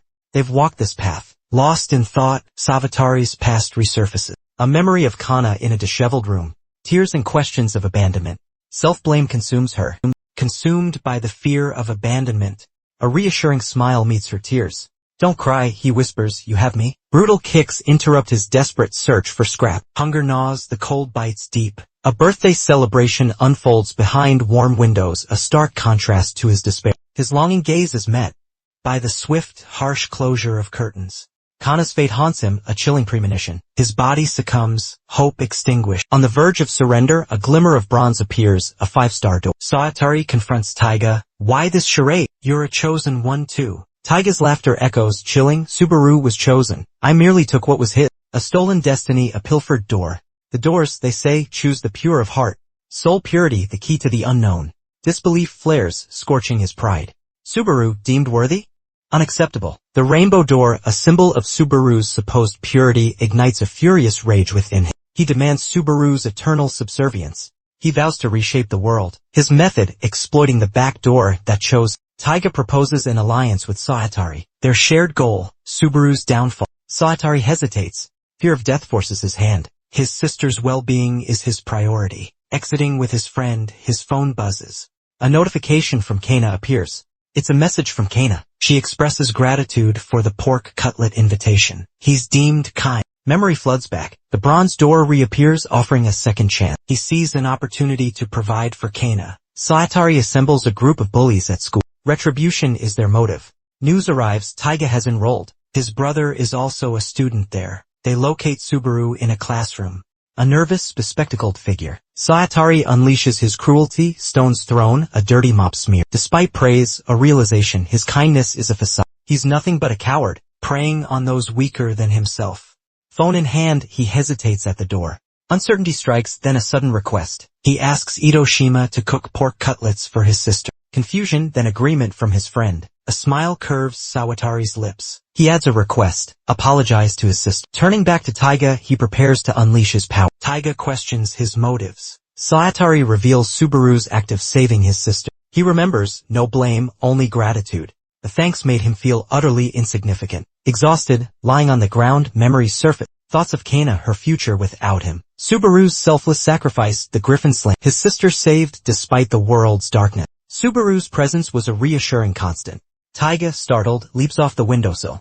He confronts Savatari, demanding if he's seriously trying to befriend his former victim. Savatari dismisses the past, claim Subaru's forgiving nature will absolve him. Meanwhile, Subaru and the gold rank near the school. Taiga listens, stunned, but one word, pathetic, triggers him.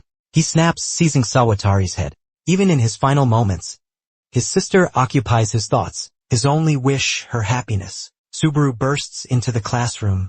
and instantly attacks Taiga. Taiga, facing Subaru's furious onslaught, seems almost delightful. Horror paralyzes Subaru. He sees Saitari, lifeless, in a pool of blood. Overwhelmed by rage, Subaru's punch sends Taiga crashing through the wall. But Taiga, unmoved, relishes the thought of a rematch, a smirk playing on his lips. Crashing down amid the debris, Subaru and Taiga land hard. Saitari earns no sympathy from Subaru. Yet, Taiga's motive for killing him remains a mystery. Rage consumes Subaru, and he unleashes a furious scream. Landing with a predatory grin, Taiga goads Subaru to unleash his full power. Suddenly, Subaru's blood gauntlet disintegrates, turning to dust. Confusion clouds Subaru's face as he stares at his hand. Taiga's laughter rings out. Mockingly, Taiga tells Subaru it's premature to use such power. But he adds it's more than enough to finish the job. A sharp gunshot cuts through the air, diverting Taiga's attention. He spots the 3 golden ranks standing in the distance. Taiga laughs, pointing out their second attempt to corner him. He questions their surprise at his victory over the girl. Was it truly that unexpected?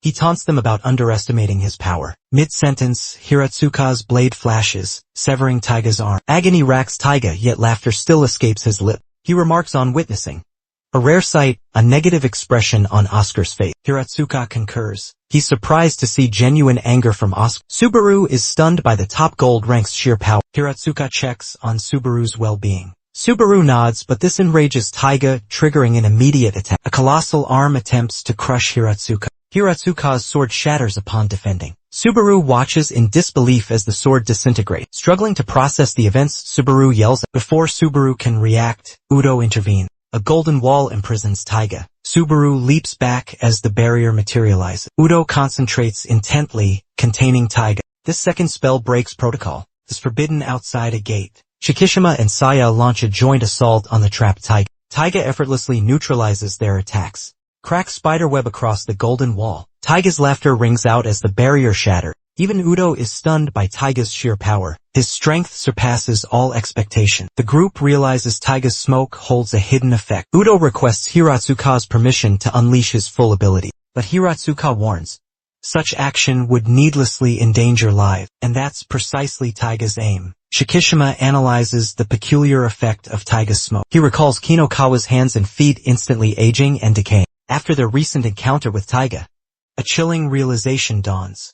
If he's right, Taiga's power is temporal acceleration. As the gold ranks confront him, Subaru launches a surprise attack, appearing out of thin air. Shikishima tries to pull him back from the smoke's deadly reach. Anything it touches rapidly ages. Ignoring the warning, Oscar plunges into the smoke, landing a blow on Taiga. Blood streams down his face. He activates his blood mold skill. A fresh layer of blood coats his body, a shield against the smoke. The blood protects him from the suffocating fumes.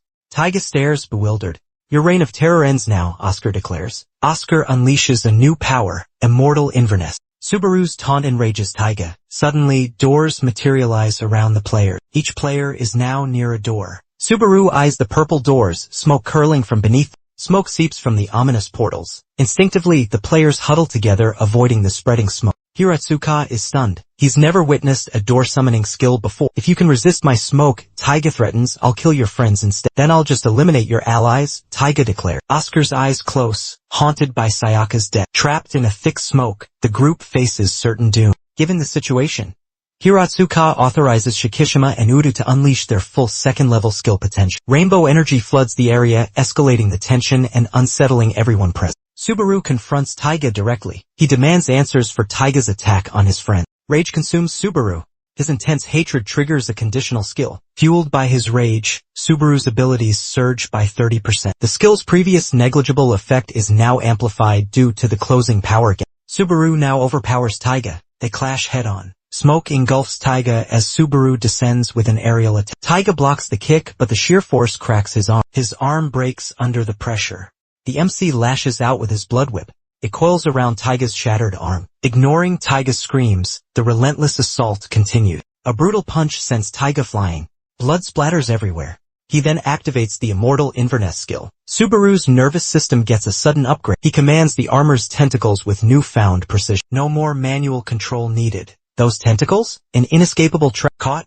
Consider yourself doomed. Taiga crashes down, badly wounded. A voice booms from the black door.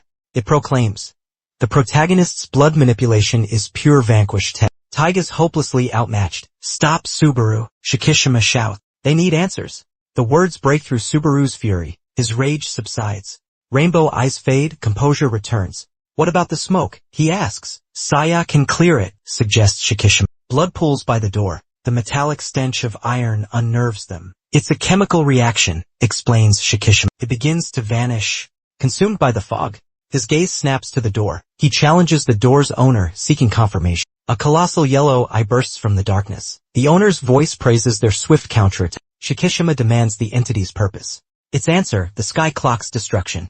Subaru and the others are stunned. A prophecy is invoked, mentioning Hiratsuka, Shikishima, and Udo. Their deaths are foretold by Tiger's hand. Subaru vehemently denies the prophecy. He vows to prevent it.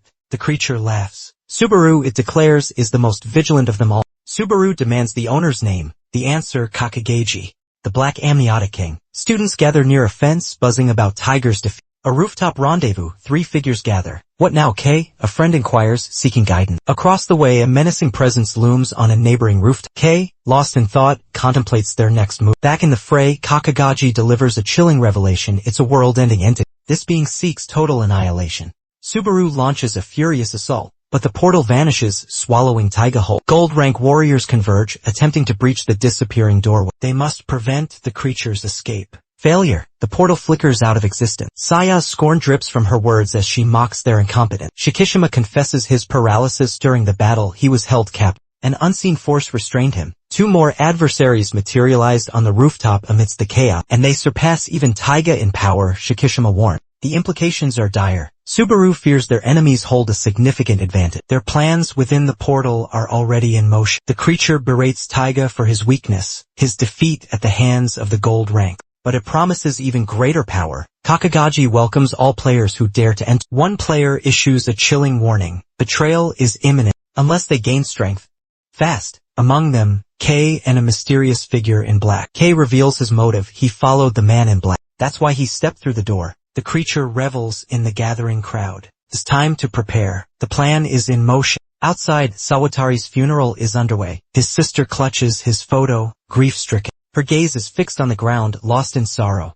Idashima stands among the mourners. He recounts Sawatari's final apology. Later, Subaru confides in Shikishima about the Black Door. 5 students were discovered at the school after the incident. Others have vanished from the city without a trace. Subaru declares his resolve. He will become stronger. He asks about Sayaka's condition.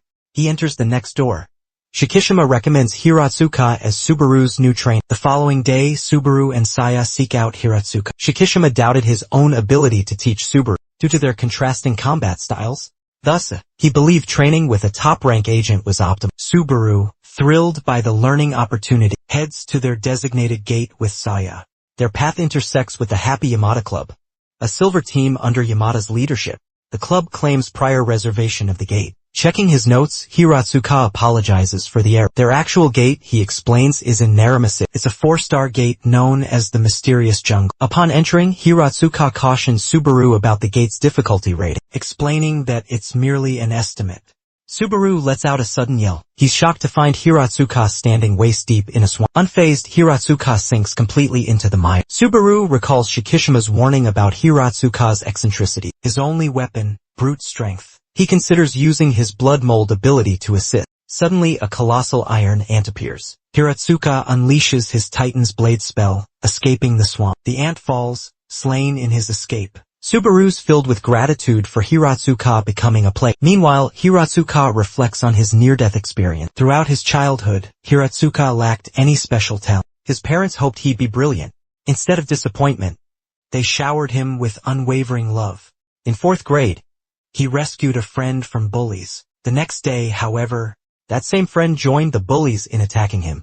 The betrayal shattered Hiratsuka. He learned a harsh truth. Betrayal stems from weakness. Weakness breeds treachery. He vowed to never betray another soul. Loyalty, he believed, was the path to true friendship. Trapped again. Back in the gate, Hiratsuka found himself mired in the swamp. Subaru to the rescue. He pulled a struggling Hiratsuka free. That opponent, Hiratsuka admitted, has uncanny instincts. Moments later, he was in a full-blown brawl. A monstrous creature emerged from the swamp, jaws agape, targeting Hiratsuka. Subaru. A realization dawned on Subaru. Hiratsuka was always the first one to charge it. Facing an unknown enemy, he couldn't risk his friend's safety. After dispatching the swamp monster, Subaru offered Hiratsuka a towel. Hiratsuka laughed. Well prepared, aren't you? Shikishima loaded me up with this stuff. He said I'd need it for the raid. Hiratsuka's laughter boomed. Shikishima gets the worst of it because of me. Out of all our comrades.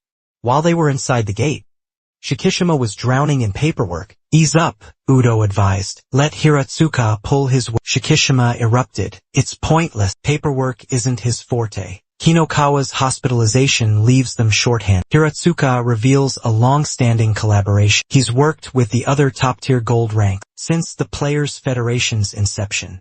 8 years of camaraderie bind them. Taiga's attack on Kinokawa ignited his fury. He's driven to confront his own brother, Subaru. Defeating Subaru is his only recourse. Now the MC's disapproval adds fuel to the fire. He's prepared to face any challenge. The trio reaches a precipice. Despite limited visibility, Hiratsuka pinpoints the boss 20 kilometers ahead. A unique skill provides the intel. His vision magnifies up to 100 times. A colossal tree with blazing eyes awaits. It's the formidable gun turret spirit tree. Detection is met with immediate aggression. The boss launches a swift attack. Hiratsuka grasps the imminent danger. He instantly raises his golden sword, creating a protective barrier. The trio unleashes a devastating wave of explosion. The top rank explains his earlier warning about the door's difficulty rate. He clarifies that the ratings are mere estimation. Despite being in a 4-star gate, they face a formidable low 5-star boss. Panic grips Subaru. He realizes Hirashika's shield saved them from certain death. Without Hirashika's intervention, they would be lost. Activating a blood skill, he soars into the air. The flight drains his mana reserves rapidly. Hiratsuka praises his quick thinking. The boss lies defeated during their airborne escape. Hiratsuka's warp edge spell sealed the victory. The spell teleports his slash to any point in his line of sight. His attack reaches across space, finding its mark. The technique comes at a steep mana cost, but with precise aim, it can fell the mightiest foes. Boss defeated, the trio emerges from the gate. Hiratsuka, guilt-ridden, apologizes for soloing the boss. He urges silence, pleading with them to keep Shikishima in the dark. But Subaru's report has already reached Shikishima, too late. Dragged away by a furious Shikishima, he bids the MC farewell. Be ready for tomorrow, he warns, prepare yourself. A 5-star gate awaits, he reveals, leaving the MC stunned. Shock reverberates. A 5-star gate, uncharted territory for the MC. Alone with his thoughts, he contemplates Hiratsuka's combat prowess. He needs to decipher its secret. Hours of reflection yield nothing. Frustration mounts. He's missing something crucial. Elsewhere, the suited figure issues an order. It's time, he declares, initiating their scheme. Shinagawa City. The notorious Grax player encounters Kei and his companion, fresh from the purple gate. Bunkyo City mirrors the chaos. Julieta faces a killer player. The puppet master emerges. A black-suited figure holds the strings. Adjusting his glasses, he declares the hunt open. Back at HQ, Julieta reports a kill to Shikishima. Rage erupts. Shikishima reminds Julieta of his confinement. His punishment is pending. Julieta claims self-defense after an attack. Shikishima demands details about the attacker. A player card reveals the name Kishikawa, a copper-ranked player. Kishikawa lacked strength, Julieta notes. But his insect control was unsettling. A possible link to the Black Faction? A familiar threat to Shikishima. Shikishima consults the player records. Kishikawa's spell is unprecedented. His documented theory suggests the Black Door grants players new abilities. Julieta wasn't the only target. The Black Faction decimated the entire Grax team. During the Kishikawa fight, Julieta sensed their unusual system. Like Subaru's Rainbow Door skills, elsewhere, a man informs Kei everything's proceeding as planned. Despite one member falling to Julieta, their boss boasts of eliminating the top silver team. Gold ranks are next. The scene shifts to a city where Subaru, Hiratsuka, and recon specialist Kasaka confront a 5-star gate. Kasaka outlines the gate-clearing protocol. Subaru inquires about Kasaka's ring. Is she married? She confirms, citing the inherent danger as her reason for retiring from active duty. Post-marriage, Shikishima drafted her into reconnaissance. Her family was in the city during the whale's attack. The city fell victim to the whale's assault. She expresses gratitude to Subaru for rescuing them. Their destination, the seat of storm and thunder. They approach the formidable gate known as. 2 distinct areas lie within, a garden and a palace crowned by a pair of thrones. Hiratsuka questions if the boss resides there. Kasaka confirms either throne could belong to the boss. Two bosses? Subaru is taken aback. He recalls facing a dual boss team in a 2-star game, but not in his first 5-star encounter. Hiratsuka offers reassurance to Subaru. He calms Subaru's anxieties as they brace for entry. Kei, lying in wait, ambushes the trio as they enter. He makes a call, issuing a critical command. Open the black door in 10 minutes, the voice demands. On the other end of the line, Taiga, transformed, appears. Beyond the 5-star gate, a grand palace awaits. Hiratsuka senses immediate danger. Saya, seal the entrance. The door slams shut and darkness descends. Gale force winds and a menacing aura engulf them. Two formidable figures materialize, Storm Delta, a level 89 behemoth, and Thunderkill, a level 93 juggernaut. Both recognize the shining knight within the group. Subaru and Saya's presence is unsettling to them. Their auras are unwelcome. As battle erupts, knight soldiers advance, each more powerful than the whale Subaru faced before. Saya, unleash your full magical might. Subaru command. Saya unleashes a torrent of spells. Grasping the dire situation, Subaru knows he must give it his all. Immediately, he activates Immortal Inverness and charges into the fray. Hiratsuka raises 2 fingers. Golden light engulfs the guards. Colossal blade erupts from the earth. Guards are cleaved in 2. The attack's devastating, but half remain standing. As the battle rages, Hiratsuka sees Subaru aim for a guard's leg. Suddenly, the guard counters. Subaru is flipped and slammed to the ground. A brutal punch to the chest. His suit shatters. An unprecedented level of force. Stronger than Sushi or Karen. The guard prepares another blow. Hiratsuka's rainbow eyes flash a warning. Subaru unleashes a kick and elbow strike. The guard's defenses crumble. Shocked, but resolute, Subaru declares he's not holding back. His blood whip ensnares the guard. A brutal twist, a crushing blow from the drill. Level 54, Thunderstorm descends. Night falls, leaving Subaru shaken to the core. Minimal gains, his level stagnates, points barely increase. Stuck at level 31. Health depleted, Monogon halved. 1 guard down at a devastating cost. For more emerge, closing in. Divine Chisel drawn, but the high-cost attack gives him pause. Vajra sword skill unleashed. Weapons materialize from thin air. Airborne weaponry fills the void. Difficulty level 5. The true challenge reveals itself. Subaru braces himself. Hiratsuka watches the knights advance, the tension mount. Subaru's face hardens. Then a ghost of a smile plays on his lip. Flashback. The night before, in the quiet solitude of his hotel room, Subaru contemplates the impending raid. Despite his admiration for Hiratsuka, he accepts his own path, knowing imitation is unnecessary. Shikishima's intent isn't mentorship but partnership. He's sent to fight alongside Hiratsuka, not learn from him. He's there to give his all, blood and sweat included. Subaru commits to becoming stronger, inside and out. Growth isn't just about levels, it's about awareness. He needs readiness, instinct, and an unbreakable will. Sayaka's death haunts him. Fueled by the pain of loss, he hardens his resolve. The guards attack. Subaru meets them head-on. He parries their blows, but his stance falters. A blindside attack shreds his blood armor. Enraged, Subaru unleashes his blood tentacle. He seizes, disarms, and then decapitates his attacker. The remaining guards reel in shock at the level 59's defeat. On the verge of death, Subaru levels up. He's instantly rejuvenated, health and mana restored. As the guards renew their assault, Subaru vanishes, reappearing high above. His chisel descends, felling 2 knights in a single stroke. Between levels 53 and 63, his power surges. Amidst the downpour, Subaru's iridescent eyes lock onto the remaining guards' terrified faces. Something within him has irrevocably shifted. Shikishima's prior instructions to Hiratsuka were clear. Delay Subaru's rescue until the final moment, offer no guidance, and absolutely no hints. Shikishima's reasoning? He explained that Subaru possessed the raw potential to match their prowess. He needed only the crucible of combat, the forge of experience. Shikishima confessed his inability to instruct others directly. He charged Hiratsuka with igniting Subaru's spirit through a display of overwhelming force. Hiratsuka, Shikishima declared, was the ultimate weapon, leaving Hiratsuka to contemplate his pivotal role. Now, amidst the falling rain, a knowing smile graces Hiratsuka's lip. As guards charge, 2 lightning-fast strikes obliterate the opposition. Observing Subaru intently, Hiratsuka ponders, could this young man become a symbol of hope? The report of a 6-star gate's emergence resurfaces in his mind. 8 years ago, the first gate shattered the world. Now, despair consumes even the strongest player. That initial gate? A 3-star trial. Its difficulty seemed manageable then, but the gates evolved, growing more menacing. 3 years later, 4-star gates emerged. Then the 5-star horrors arrived.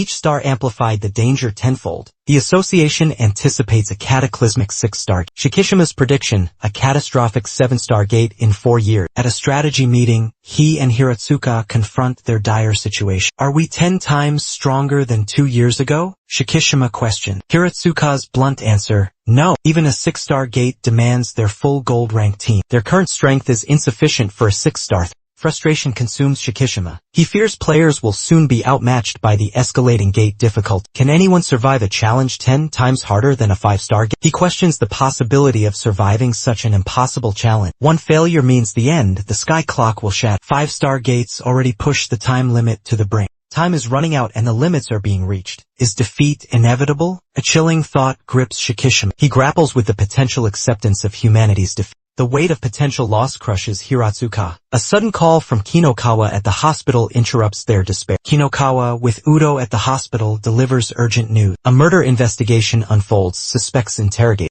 Kinokawa reveals unsettling information. A shimmering rainbow door materializes. Shikishima and Hiratsuka exchange intrigued glances. Meanwhile, Subaru's locked in a fierce battle with a knife. His heaven sword clashes against the guard's weapon. Each movement is swift and deadly.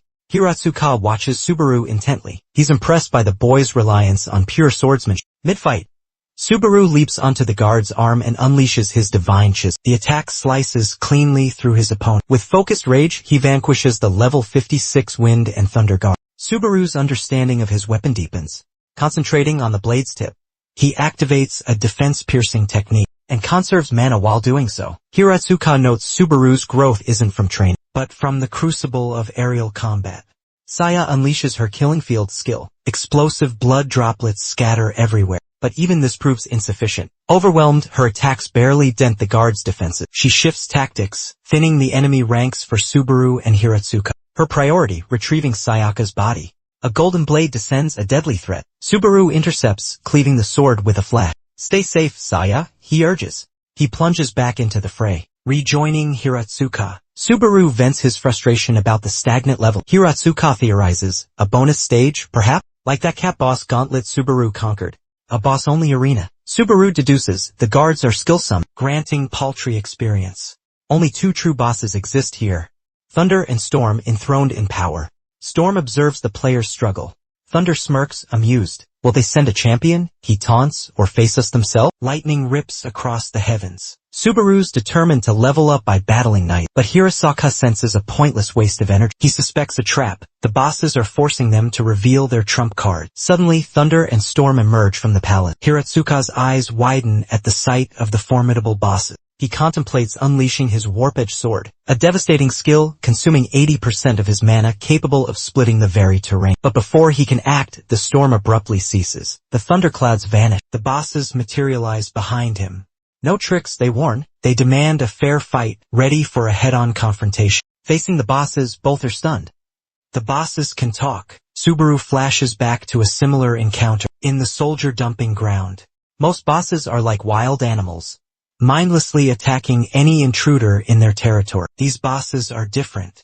They command the weather and strategize before engaging in combat. Hiratsuka requests an audience with the bosses. The request catches them off guard. They inquire about his intentions. Hiratsuka, fist clenched, demands answers about the door. He presses them, seeking their true purpose. Shocked, the bosses exchange glances. They question if he's forgotten Ludwig's teachings. The gate's owner, the source of Hiratsuka's power. Hiratsuka begins to suspect a connection. Are the bosses linked to the door's mastermind? He wonders about their connection to the central figure. The bosses confess their long imprisonment in this place. They agree to divulge their knowledge. Subaru and Hiratsuka are stunned by their compliance. Can uncovering the world's secrets be this easy? Hiratsuka quickly starts recording. He doubts his memory. He needs a failsafe to capture every detail. The bosses begin their tale. Their words dissolve into unintelligible static. Frustrated, the bosses offer apologies. They explain that an unseen force seals their lips on the matter. Subaru ponders the boundaries of the boss's knowledge. Hiratsuka, relentless, persists. He suggests writing instead of speaking the answer. He dreads Shikishima's wrath if he returns empty-handed. The bosses dismiss the idea outright. It's simply impossible, they claim. But they offer a challenge, defeat them in combat. Victory brings them one step closer to the truth. Rock, paper, scissors decides the matchup. The storm boss triumphs, and immediately targets Hiratsuka. He attacks without hesitation. Hiratsuka narrowly blocks the sudden assault. As the battle ignites, the storm boss acknowledges Hiratsuka's power. Ludwig chose his vessel well, he remarks. Hiratsuka's realization dawns. This boss eclipses all previous threats. Meanwhile, Subaru confronts the Thunder Boss. Overwhelmed, he recoils instinctively. Irritation flickers across the Thunder Boss's face. He grumbles about the detested immortal. Subaru, unnerved, questions the cryptic remark. The Thunder Boss absolves Subaru of blame. He offers no further explanation. Silence hangs heavy, despite the overwhelming presence before him. Subaru finds an unsettling calm. The casual exchange disorients him. The danger momentarily fades. The boss promises a bit of fun before the end. A thunderous assault erupts before Subaru can react. Underestimating the power, Subaru takes a direct. His body is left unrecognizable. Disappointment washes over the Thunder Boss. He likens Subaru to a crushed insect. A pathetic waste of effort. The boss ridicules Subaru's weakness. Hiratsuka looks back at his fallen comrade. Seizing the opportunity, the storm boss attacks. A brutal blow obliterates one of Hiratsuka's eyes. The Thunder Boss retrieves Subaru's divine sword. He's shocked the lightning left it unscathed. He realizes the sword's power is the key to Subaru's instability. The boss deduces. Subaru wields the power of the immortal god vanquished. The Thunder Boss considers his next action. Saya's desperate cry pierces the air. The Thunder Boss threatens her, any interference, and she'll share Subaru's fate. Tears stream down her face. His plea for her safety echoes in her mind. She screams, urging him to rise.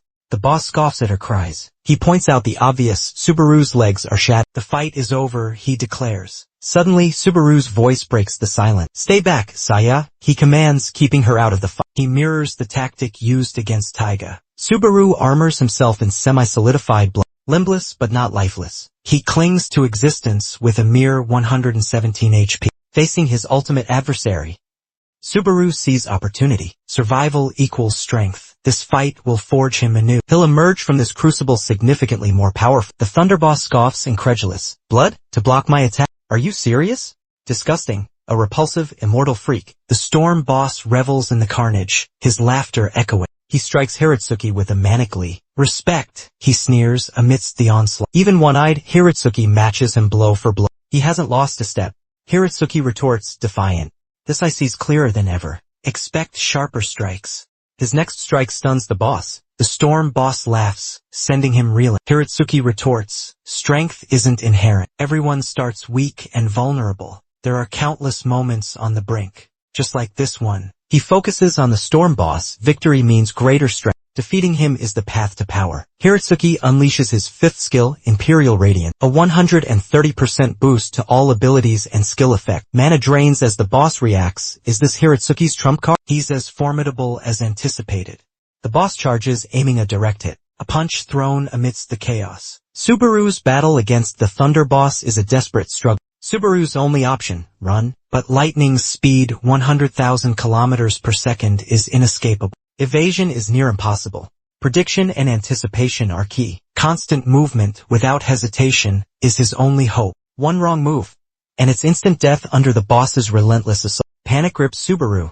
At this rate, they'll all be wiped out. One lightning strike and he's done. His HP is critically low. His only hope, take down some soldiers, level up and heal. Leveling up is his lifeline. He explodes on a nearby soldier, crushing its head. The boss stares, surprised. Subaru levels up. Health restored. The level up surge boosts his stats, back to full health. Even his lost limbs regenerate. The boss is momentarily impressed, but still unconvinced. Victory is out of reach. Subaru unleashes a pressurized blood attack. The boss effortlessly blocks it with a fist. A power boost changes nothing, the boss taunts. It's a meaningless struggle. Subaru launches himself into the air, striking again. Irritation flickers across the boss's face. He finally grasps why Subaru was chosen as the universally despised immortal. He notes Subaru's relentless tenacity, the infuriating refusal to surrender, clinging desperately to life, yet achieving nothing of value. A thunderous blast rips through the air. Subaru's attack is effortlessly deflected. A grim realization dawns on Subaru. At this rate, he won't land a single blow. He'll be crushed by the boss's overwhelming might. Your paltry tricks are meaningless, the boss scoffed.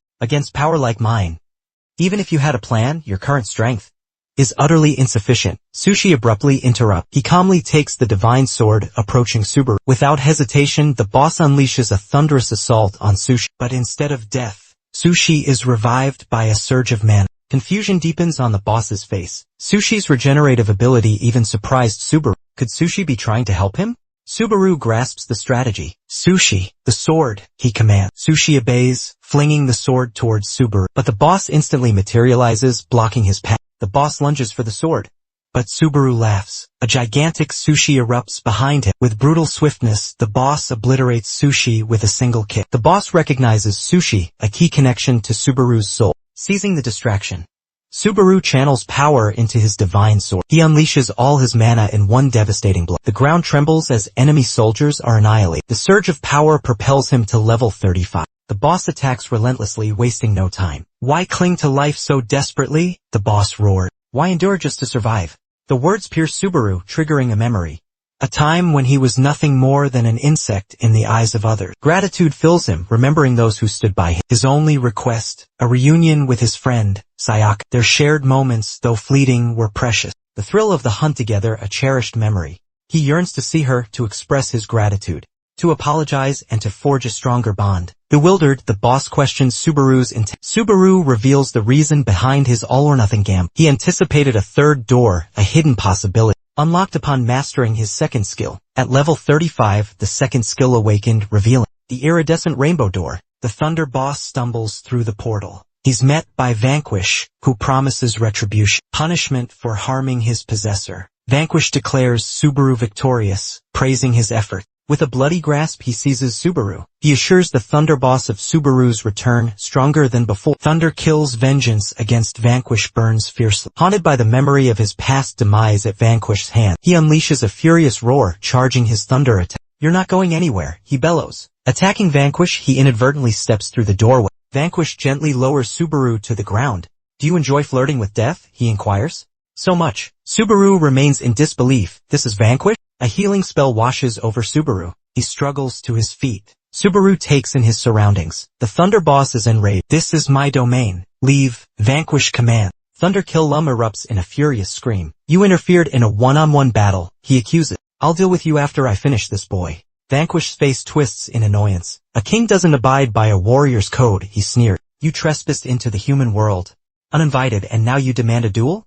Vanquish accepts the challenge. He merges with Subaru, taking control of his body. He promises to reveal the true power of Bloodmold. Vanquish raises an eyebrow. Subaru's already level 35. The Thunder Boss scoffs. Defeat him? With a smirk plays on Vanquish's lips as he faces the incredulous boss. He boasts it's more than enough to crush a weakened opponent, one already drained before the fight even began. Before a word is uttered, a brutal slap decapitates the Thunder Boss. Escape is impossible, Vanquish declares.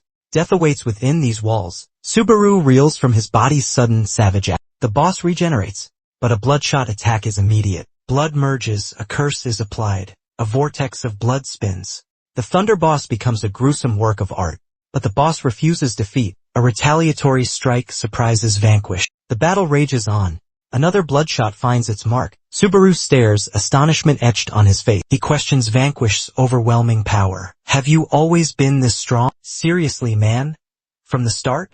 Vanquish bristles at the implied doubt. Stop underestimating me, he commands. Subaru presses. How are you hurting something that regenerates so fast? I fought the cat boss who had the same ability, Subaru explains. Nothing worked. It was invincible until its MP was completely drained. Completely drained, Subaru reiterates for emphasis. I cursed the blood before each shot, Vanquish revealed. Before every single shot, he clarified. My attacks bypass the body and strike the soul directly. They target the soul, not the flesh. It's highly effective against those with rapid regeneration. The Thunder Boss's fury escalates. Why does he hate you so much? Subaru inquired. I killed him in the underworld, Vanquish admits, and then trapped his soul behind the gate. Vanquish refocuses on the enraged boss. Time to get serious, he declares. The battle reignites. The victor is clear. The Thunder Boss is hopelessly outmatched. He's relentlessly pummeled by pressurized blood. He pathetically whines about not being at full strength. Vanquish retorts, he's always depended on brute force. Everywhere, every time. That's why warriors like them never reach their peak.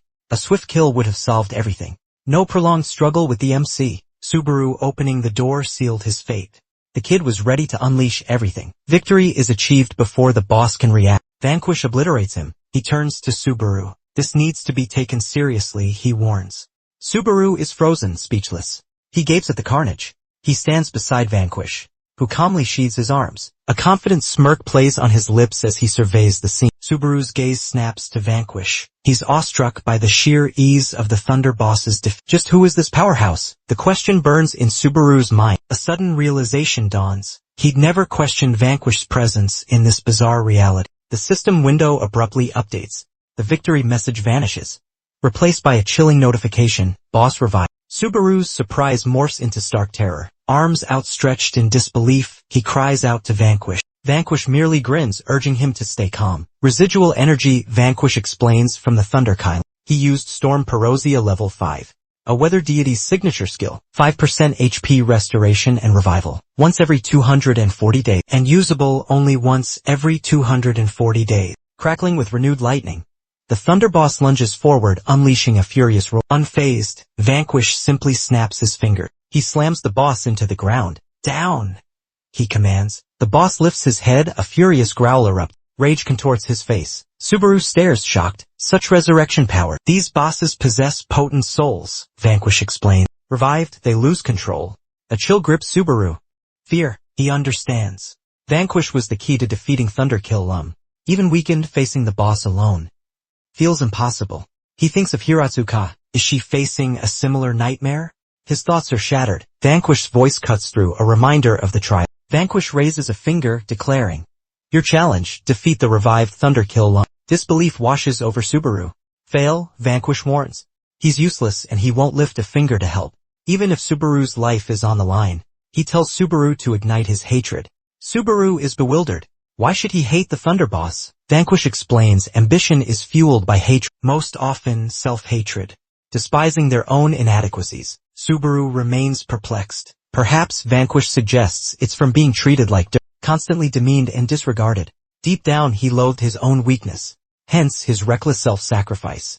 Vanquish condemns this mentality. Don't blame yourself for weakness, hate it. Hatred isn't for dwelling on the past. It empowers you to forge a stronger future. Subaru is visibly moved. Tears well up in his eyes. He grips his chisel and advances towards the boss. Vanquish urges him to embrace his hatred and unlock his true potential. The path to self-love and genuine happiness, he claims, lies in embracing rage. Dropping truth bombs mid-battle? Legendary. Leveling up unlocks a new ability, Curse Blood. Mana fuels this curse, tainting blood mold, inflicting soul-deep wounds, bypassing physical defenses. Subaru, a glacial expression etched on his face, approaches the boss, offering a chilling apology for the delay. Thunder Kilim responds with arrogant laughter. Subaru's blade crackles with energy, poised for a final strike. Simultaneously, the Storm Boss struggles against a relentless Hiratsuka, attempting to flee. The top rank ensnares him with a second spell, immobilizing him. Imperial Radiance, a mana-intensive skill, holds the boss captive. The cost, a rapid depletion of mana reserve. 48 seconds, that's all the time he has left. Knowing this, he unleashes the devastating Flying Dragon Slash. The sheer force cleaves the boss in two.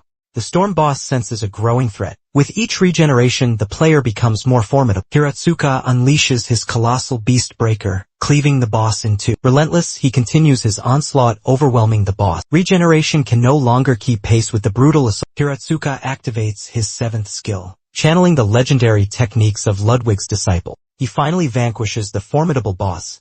Utterly spent, he collapses. The battle nearly drained him of both mana and life. Searching for Subaru, he spots a distant rainbow door. A sudden notification, the boss has revived. A chilling realization, he let his guard down. The revived boss charges with terrifying speed.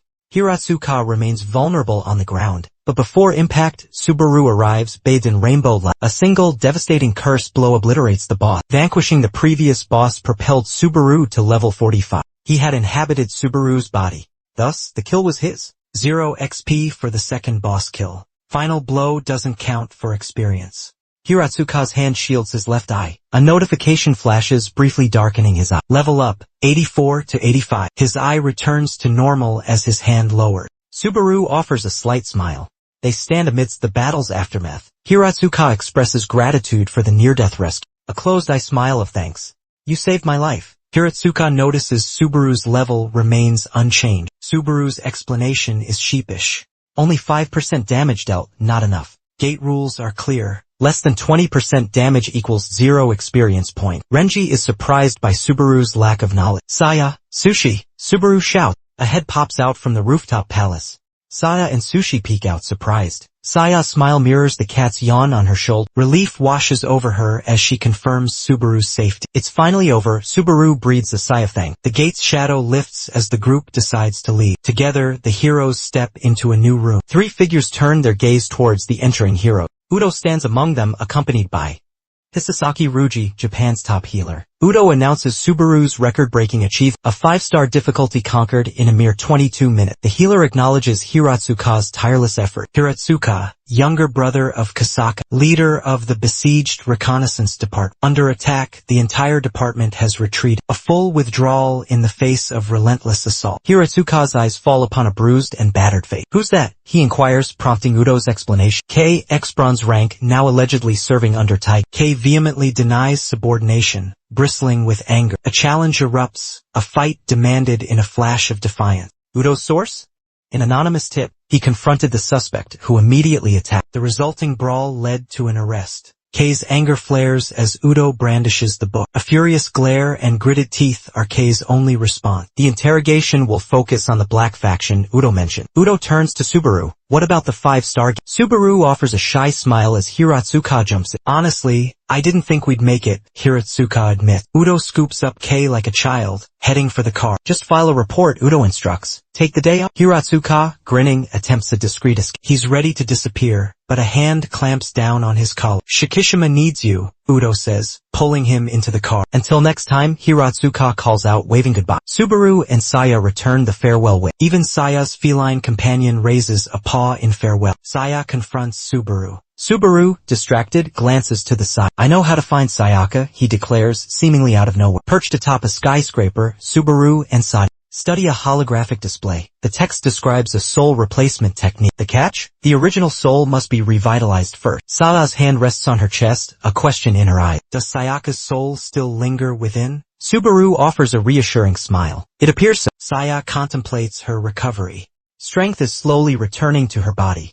Subaru confirms her hope. Sayaka's return is just a matter of time. A bright smile graces Saya's lips. She agrees. Suddenly, Subaru erupts in a triumphant cheer. Pumping his fists, excitement radiates from him. The vampire stares, taken aback by his outburst. He leaps into the air, joy unbound. His celebration takes flight, a cat clinging to his back. Saya joins him airborne.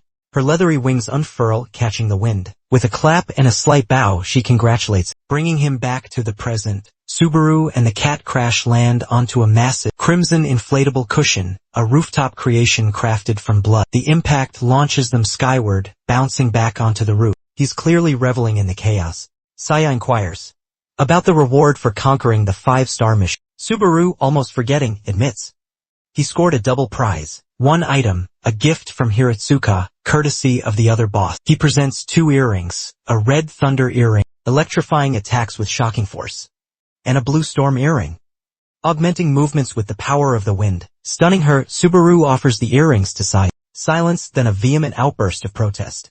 Subaru calmly states she needs protection. He's not yet strong enough to guarantee her safety. Flustered, Saya thanks him, hesitantly adorning herself with the earring. Securing them, she shyly asks for his opinion on her new look. Subaru's warm smile confirms it. They're perfect on you. Overcome with a blush, she shoots skyward like a rock. Hey! Subaru's startled shout follows her. How high are you going? The cat on his shoulder offers no reply. Then, whack, a paw connects with Subaru's cheek. His head snaps to the side. What was that for? Subaru demands. The cat, aloof, simply strolls away. No answer. Classic cat. Completely unfazed. Inside, Subaru's father and Teijia's stepfather relax with champagne. Where are those knuckleheads? He wonders. Nearby, a woman with a phone calls out, don't stand by the window. She's in a robe. This is Keiko, Teijia's mother and Subaru's stepmother. She's ordering necklaces. Meanwhile, Dad opens the fridge. Something catches him by surprise. Subaru's now both a major player and protect a legacy, he believes, raising his champagne glass. He's certain even greater wealth is imminent. A sudden intrusion shatters the moment. At the door stands a seething Taiga. Who are you? The father demands. How did you get in? Taiga extends a clawed hand, striking him down, muttering unsightly. Oblivious, the mother requests a champagne refill. The help's gone, dear. Since the housekeeper is no longer around, Turning, she finally sees Taiga. A wine glass rests in his clawed hand. She freezes, eyes locked on him. Initial confusion gives way to recognition. It's Taiga. She returns to her phone. Taiga's menacing gaze pierces hers. "I'm home," he states calmly. He's mildly surprised she knew him. In this state. "I'm your mother," she reveals. "What happened to you?" she asks, concerned. He starts to answer, but she cuts him off, completely ignoring him. Smiling, she flashes a necklace on her phone. 5 pieces for 20 million, she boasts. Tiger's face hardens, shadowed by a sudden darkness. "You're definitely my mother," he states coldly. "Blind to how much I've changed," he adds bitterly. Fear creeps into her eyes. "Thanks for dragging me back," he sneers. "I shouldn't have been born," he spits out. He drops his glass, shattering it on the floor. "This world, we're all worthless," he declares. Darkness consumes him. We all have to disappear. Together. The next day, the inevitable happens. News reports confirm the couple's death. A building collapsed, they say. Their bodies, unrecognizable. Stunned, Subaru stares at the TV screen. He recognizes his father. Amidst the wreckage, 2 bodies lie under investigation. Frozen, Subaru's gaze is fixed on the debris. Hiratsuka arrives at the scene. He questions Udo, his partner, about the deceased. A photo on his tablet causes him to frown. He notes the wounds resemble Kinokawa's. Taiga is the likely culprit, he realizes. The thought of Taiga killing both his parents is almost unbelievable. Hiratsuka's gaze falls upon Subaru. He stands motionless and silent. "Are you all right, Subaru?" Shikishima asks gently. Without turning, he confesses to feeling no grief for his father. He's saddened by his inability to mourn. Kneeling, he touches the sign. Where is Taiga? What is he thinking? Elsewhere, Taiga stands before the towering Players Federation building. Ascending the stairs, he overhears the whispers about him. His reputation precedes him, the Demon King. Inside Player Federation HQ, a receptionist offers a welcoming smile, but a shadow clings to him. Darkness consumes the room, igniting panic. Screams erupt as Tiger commands the chaos. Elsewhere, a magician entertains a crowd. Flowers bloom from his cane, doves take flight. Applause thunders. He prepares his grand finale. Vanishing act, the cane disappears. A flourish, a smile, the trick is complete. He basks in the cheers. Then, catastrophe. The association building implodes. He turns towards the devastation. Horror grips the onlookers as debris rains down. From the wreckage, Tiger emerges. Darkness shrouds him amidst the falling debris. Power surges within him, but unmatched strength and beauty can't fill the void. Lost in thought, he contemplates life's meaning. Has his brother discovered his purpose?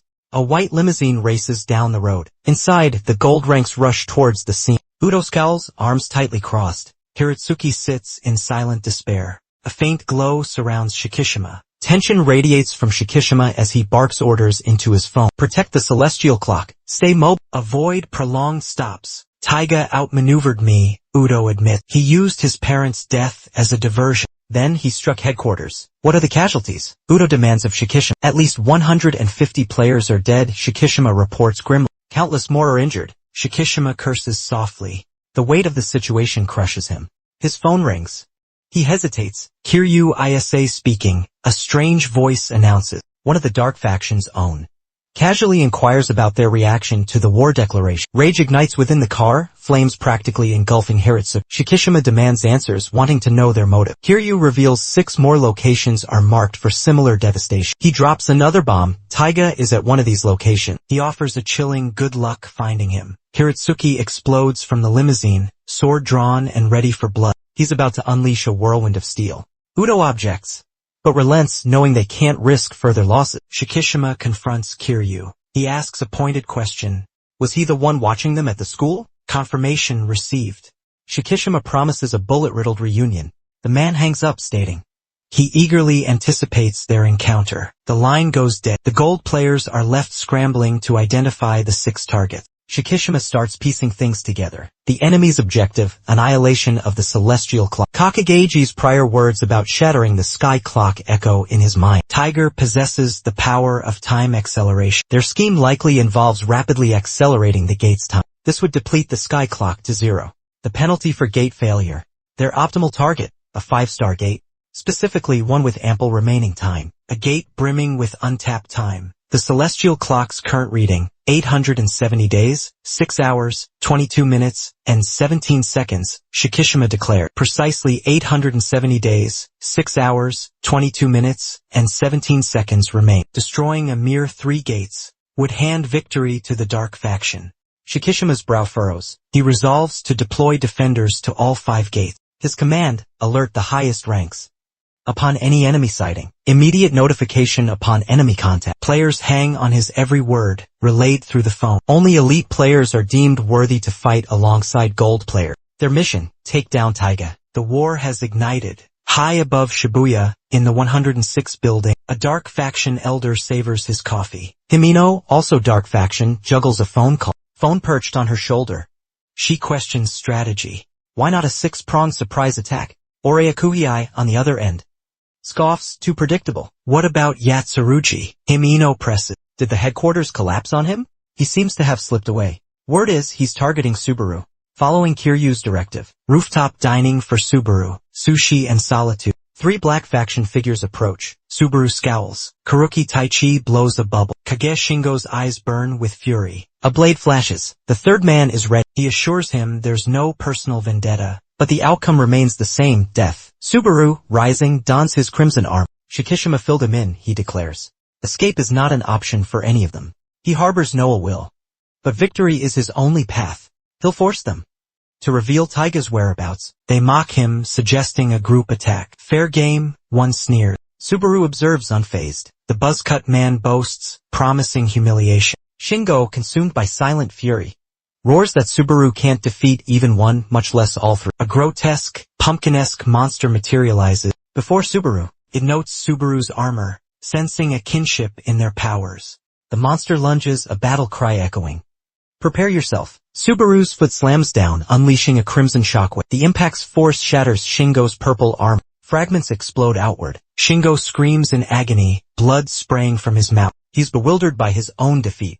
The attack shattered the armor from within. Blood, forced into its cracks, caused its destruction. Collapsing, Shingo grapples with the shock of what just transpired. eyes Subaru warily. He recognizes the terrifying precision of the attack. He senses Subaru's newfound strength. A sinister smile spreads across his face as he challenges Subaru. He lunges at Subaru. Subaru remains kneeling, defensive as Kei's twin swords flash. Each strike unleashes powerful shockwaves. Deep fissures appear in the rooftop. Subaru observes the unnatural deterioration of the ground. He deduces Kei's blades are infused with black smoke. A direct hit would be devastating. From a distance, Taichi watches the fight unfold. He smirks, suggesting non-interference. Kei goads him, brimming with self-assurance. Watch closely. His confidence in his own skill is palpable. Why this obsession with a one-on-one? Subaru challenges. He cuts to the chase. What's the real agenda? Kei ignores the question, launching a sudden aerial assault. Subaru's shield rises, meeting the blow head-on. The energy-charged attack explodes harmlessly into the air. Childhood friends, Kei explains, the attack forgotten. I lead, Shingo follows. The gang's hierarchy is clear.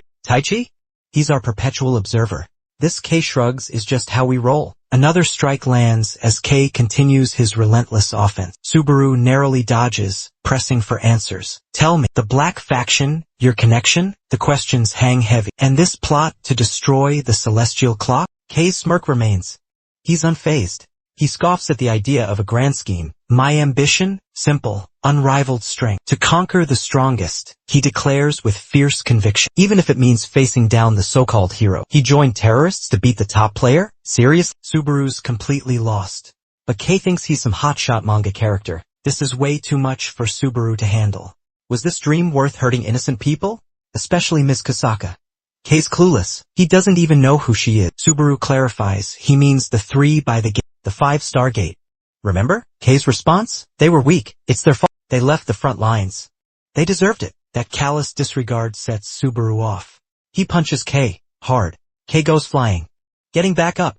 He's stunned. Subaru's even faster than when he beat Shingo. Subaru's glare could melt steel. You hurt them. People who risk everything to protect others. Kei's selfish ambition is sickening. That dream isn't worth innocent lives. A status window appears. Subaru's unique skill is revealed. Fueled by hatred, his power skyrockets. Kei is visibly shaken, yet he defiantly raises his sword. He commands Subaru to stop ruining his dream. But Subaru clenches his fist, unleashing a curse. He readies his next strike. Suddenly, Taichi intervenes. Wearing slippers, he casually kicks Kei down. The fight ends abruptly. Kei crumples to the ground. Taichi tells him to accept defeat.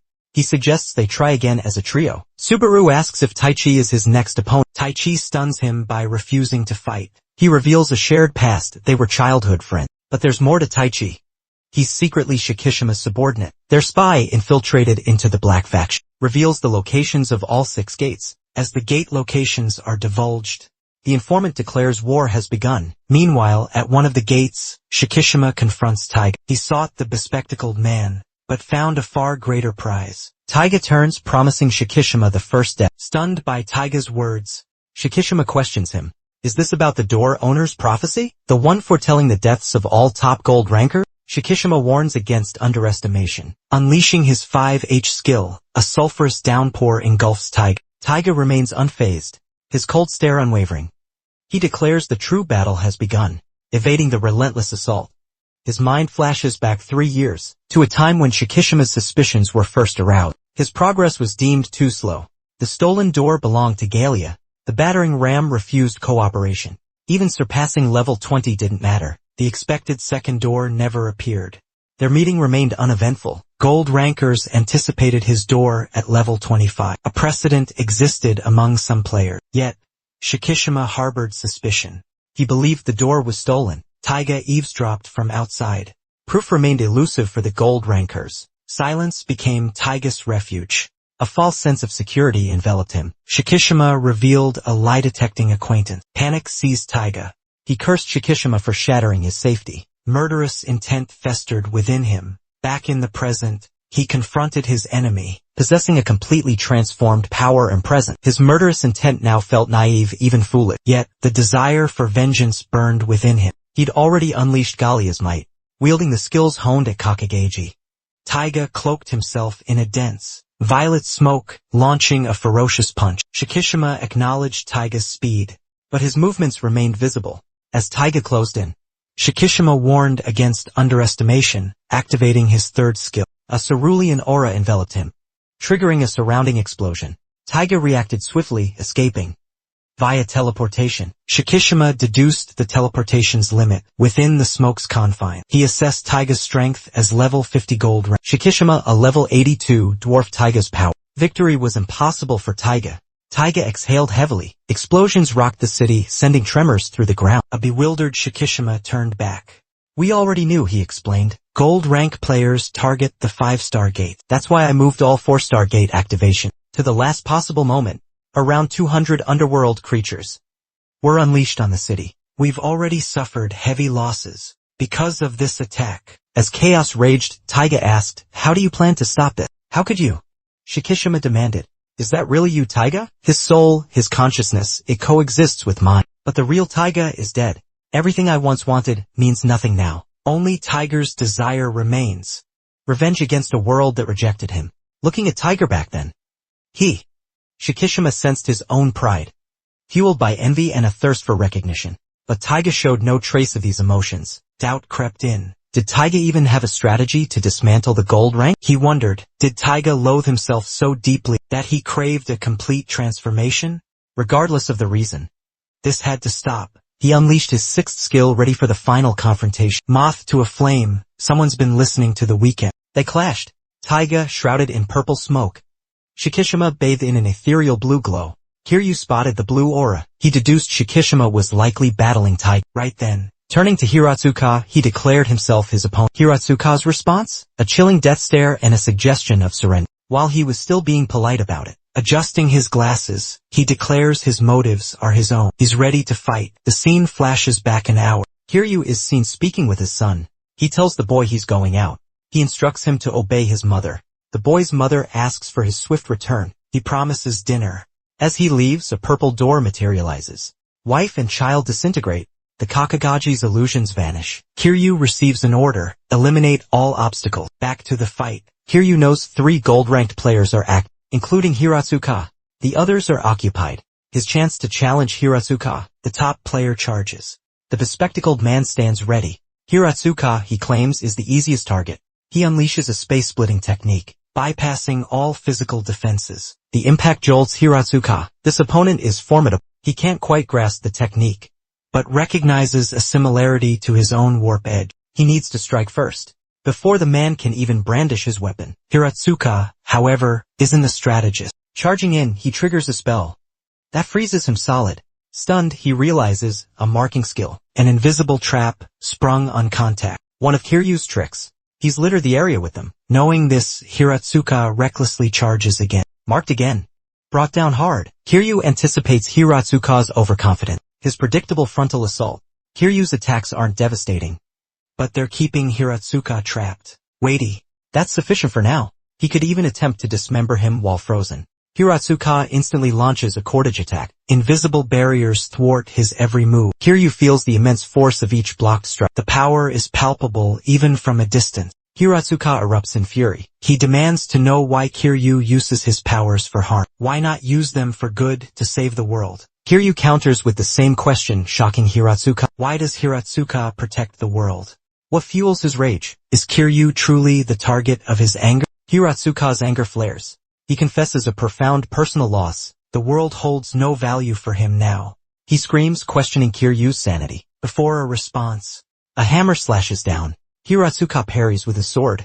He remains motionless. Kiryu challenges him. Does he truly believe negotiation is possible? Hiratsuka pities him, a man grieving his lost wife and child. Their killer, a player, a minor, untouchable by law. Conviction was impossible.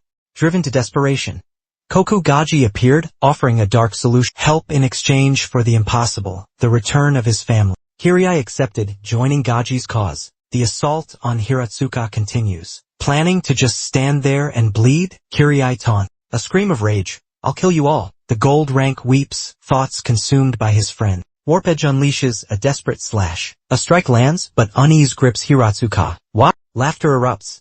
Finally, Kiryu reveals, my sixth skill.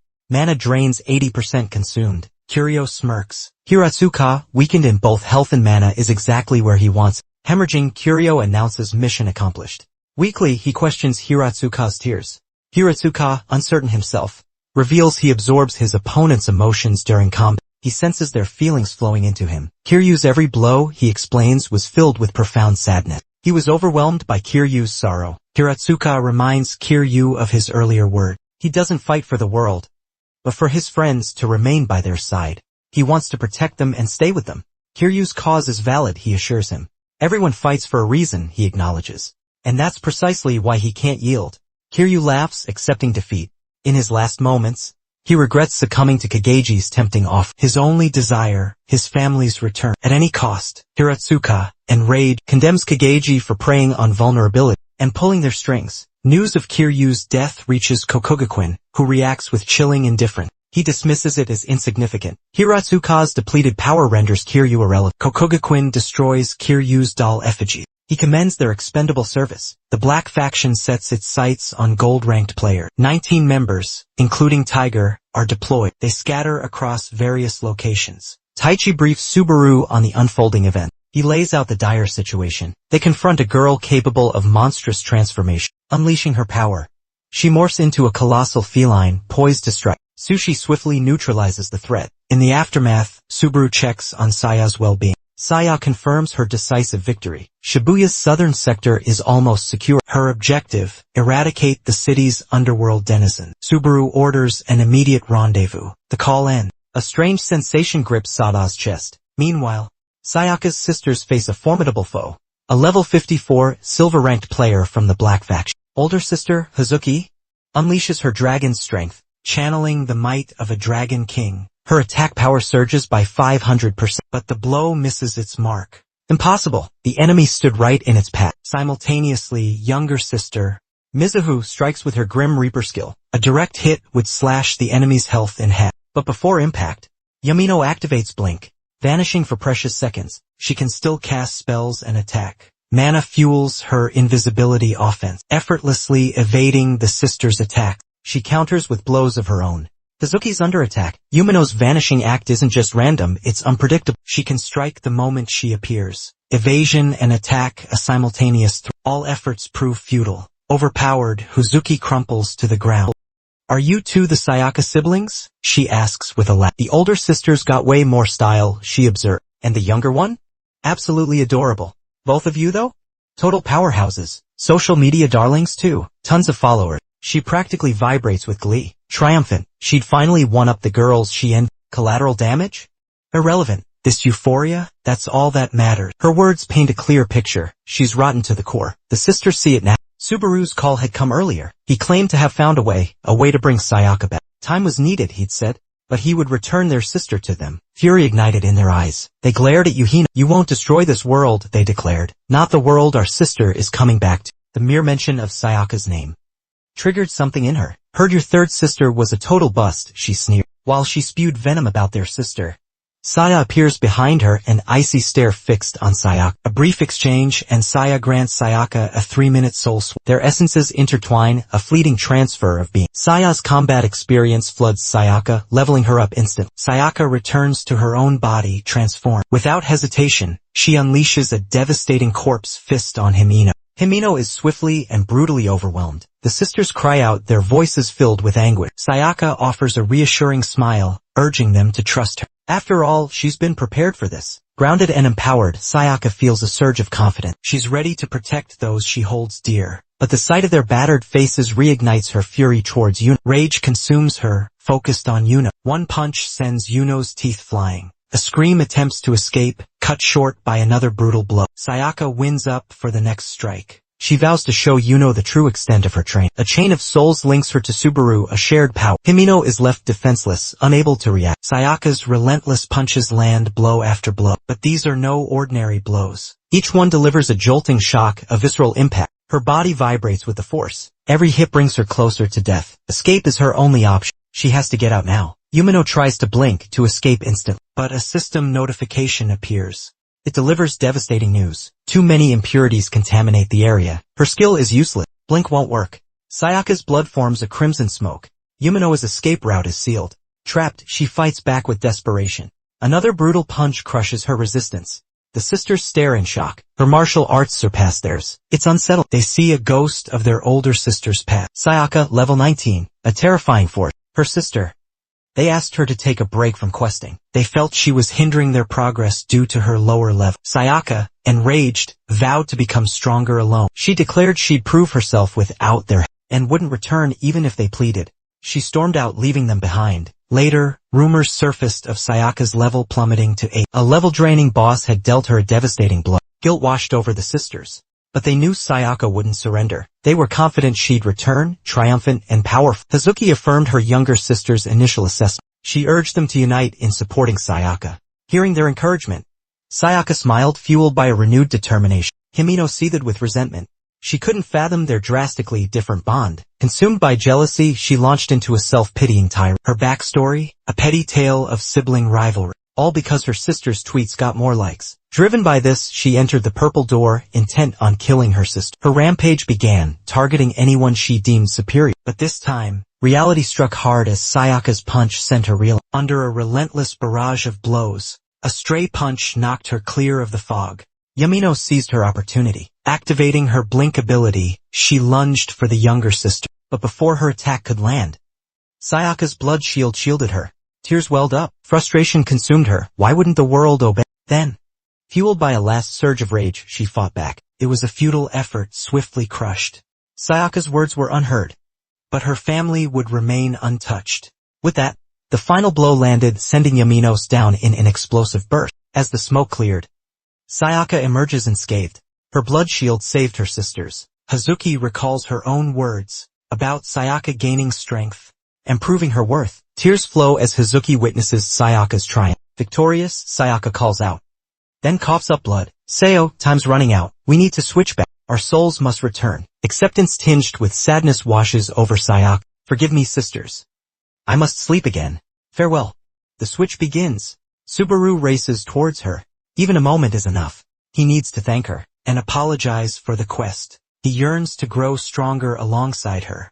Sayaka's tears fall. Gratitude overwhelms her. She feels she should be thanking him. She believes she owes him an apology for her death during the quest. A promise of shared growth, wherever they may be, is made. Saya's care for her body earns her heartfelt thanks. A favor is requested of Saya. The souls exchange. Saya awakens in the girl's form. Subaru inquires about Sayaka's well-being. The switch, she explains, prevented further injury. A brief emergence to aid her family was all she could manage. A message from Sayaka was entrusted to her. Sayaka awaits at the red table, the message revealed. Behind the red door, the ghoul King Carrion greets her. He reveals his omniscience. Her performance earns a paltry 13 points, infuriating her. Indignation flares within her. The thunder and storm bosses eavesdrop.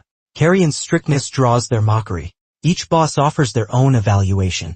Dissatisfaction lingers. Karen proposes continued training. The pair approaches the enigmatic red table. Subaru, bewildered by the red table, glances at Saya. She appears even more lost in the situation. Simultaneously, Hazuki advances towards him, her face a mask of terror. A moment of fear grips him. But as she nears, tears erupt, washing away the fear. Gratitude pours out. She thanks him for reuniting them with their sister. Overcome with emotion, he joins their tearful embrace. The younger sister speaks. They vow to eradicate the city's underworld creature. She urges him, obliterate them all. Subaru reflects on vanquished words. He's still searching for his own happiness. Each day, the world seems to darken. Yet, if true happiness were his, he would cherish his friends above all else. Saya's face softens into a smile. She pledges to follow him wherever his path may lead. As long as her soul remains, she will be by his side. Powered up, she wields Sayaka's mana to unleash her ability. Subaru glances skyward. He urges a continued retreat. Shikishima and Taiga's battle rages on. The gold player unleashes an energy blast. Teleporting behind him, Taiga counterattack. He relies on his smoke teleportation skill. But against this opponent, it's useless. Appearing behind Shikishima, Taiga is blasted by a fiery moth. Shikishima's sixth spell, Flame Moth, a heat-seeking moth, relentlessly pursuing its target. Impact triggers an explosion, dispelling the smoke. Taiga's smokescreen vanishes. He understands Shikishima's second-place gold rank. Honored, he considers his trump card. Mid-thought, Hiratsuka's Imperial Radiance erupts. A mere 15 minutes into their brutal clash, the top gold player has arrived. Their history began 8 years prior. Hiratsuka and Shikishima were both rookie gold rank players then. Hiratsuka needed Shikishima's help. His laptop had a fiery reaction to his touch. That fateful day, Shikishima discovered the top rank player wasn't exactly a genius. Back in the present, Hiratsuka confronts Taiga. Taiga is stunned. How did Hiratsuka defeat Kiryu so swiftly? And reach him already? Even against two top gold rankers, Hiratsuka's confidence remains unshaken. He materializes a Negra and conjures a black door. Shikishima tries to escape the encroaching darkness. Spectral arms emerge from the gate, grasping at it. They attempt to drag him into the abyss. As he's pulled in, his skills become useless. Hiratsuka senses impending doom. Taiga understands the gold rank's critical vulnerability. Each possesses overwhelming power, risking catastrophic collateral damage if unleashed. The top-ranked gold faces a defining decision. Everyone's fate hangs in the balance. Kill Taiga, ending the fight instantly. Or risk everything to save his comrade. This isn't Gojo. Without hesitation, Hiratsuka unleashes his seventh skill, a desperate rescue attempt. He slices through the grasping arms, pulling his friend to safety. Freedom, but before he can react, Taiga's piercing attack cleaves him in two. A smile graces his lips as he falls. A friend saved, his sacrifice a testament to loyalty. He took the Gojo act a little too far. Shikishima's anguished cry echoes. Too late. Memories flood back to a recent 3-star quest's aftermath. Exhausted and injured, Shikishima found support in Hiratsuka's helping hand. He questioned if he was the one who defeated the boss, the reigning top-tier gold rank. He confessed his lack of other skills besides brute strength. Victory wouldn't have been possible without assistance. Leveling up heals their wounds, but Shikishima remains frustrated. The 3 Stargate's power exceeded all expectation. Arasaka offers reassurance they will grow stronger. Time is on their side. Fully mapping the gate remains too dangerous. Completing every quest beforehand is necessary. Shikishima addresses 15-year-old Kinokawa. He announces the formation of a specialized team. Their mission, gate mapping. By doing this, they can minimize player casualties from gate trap. He vowed to protect every member of his team.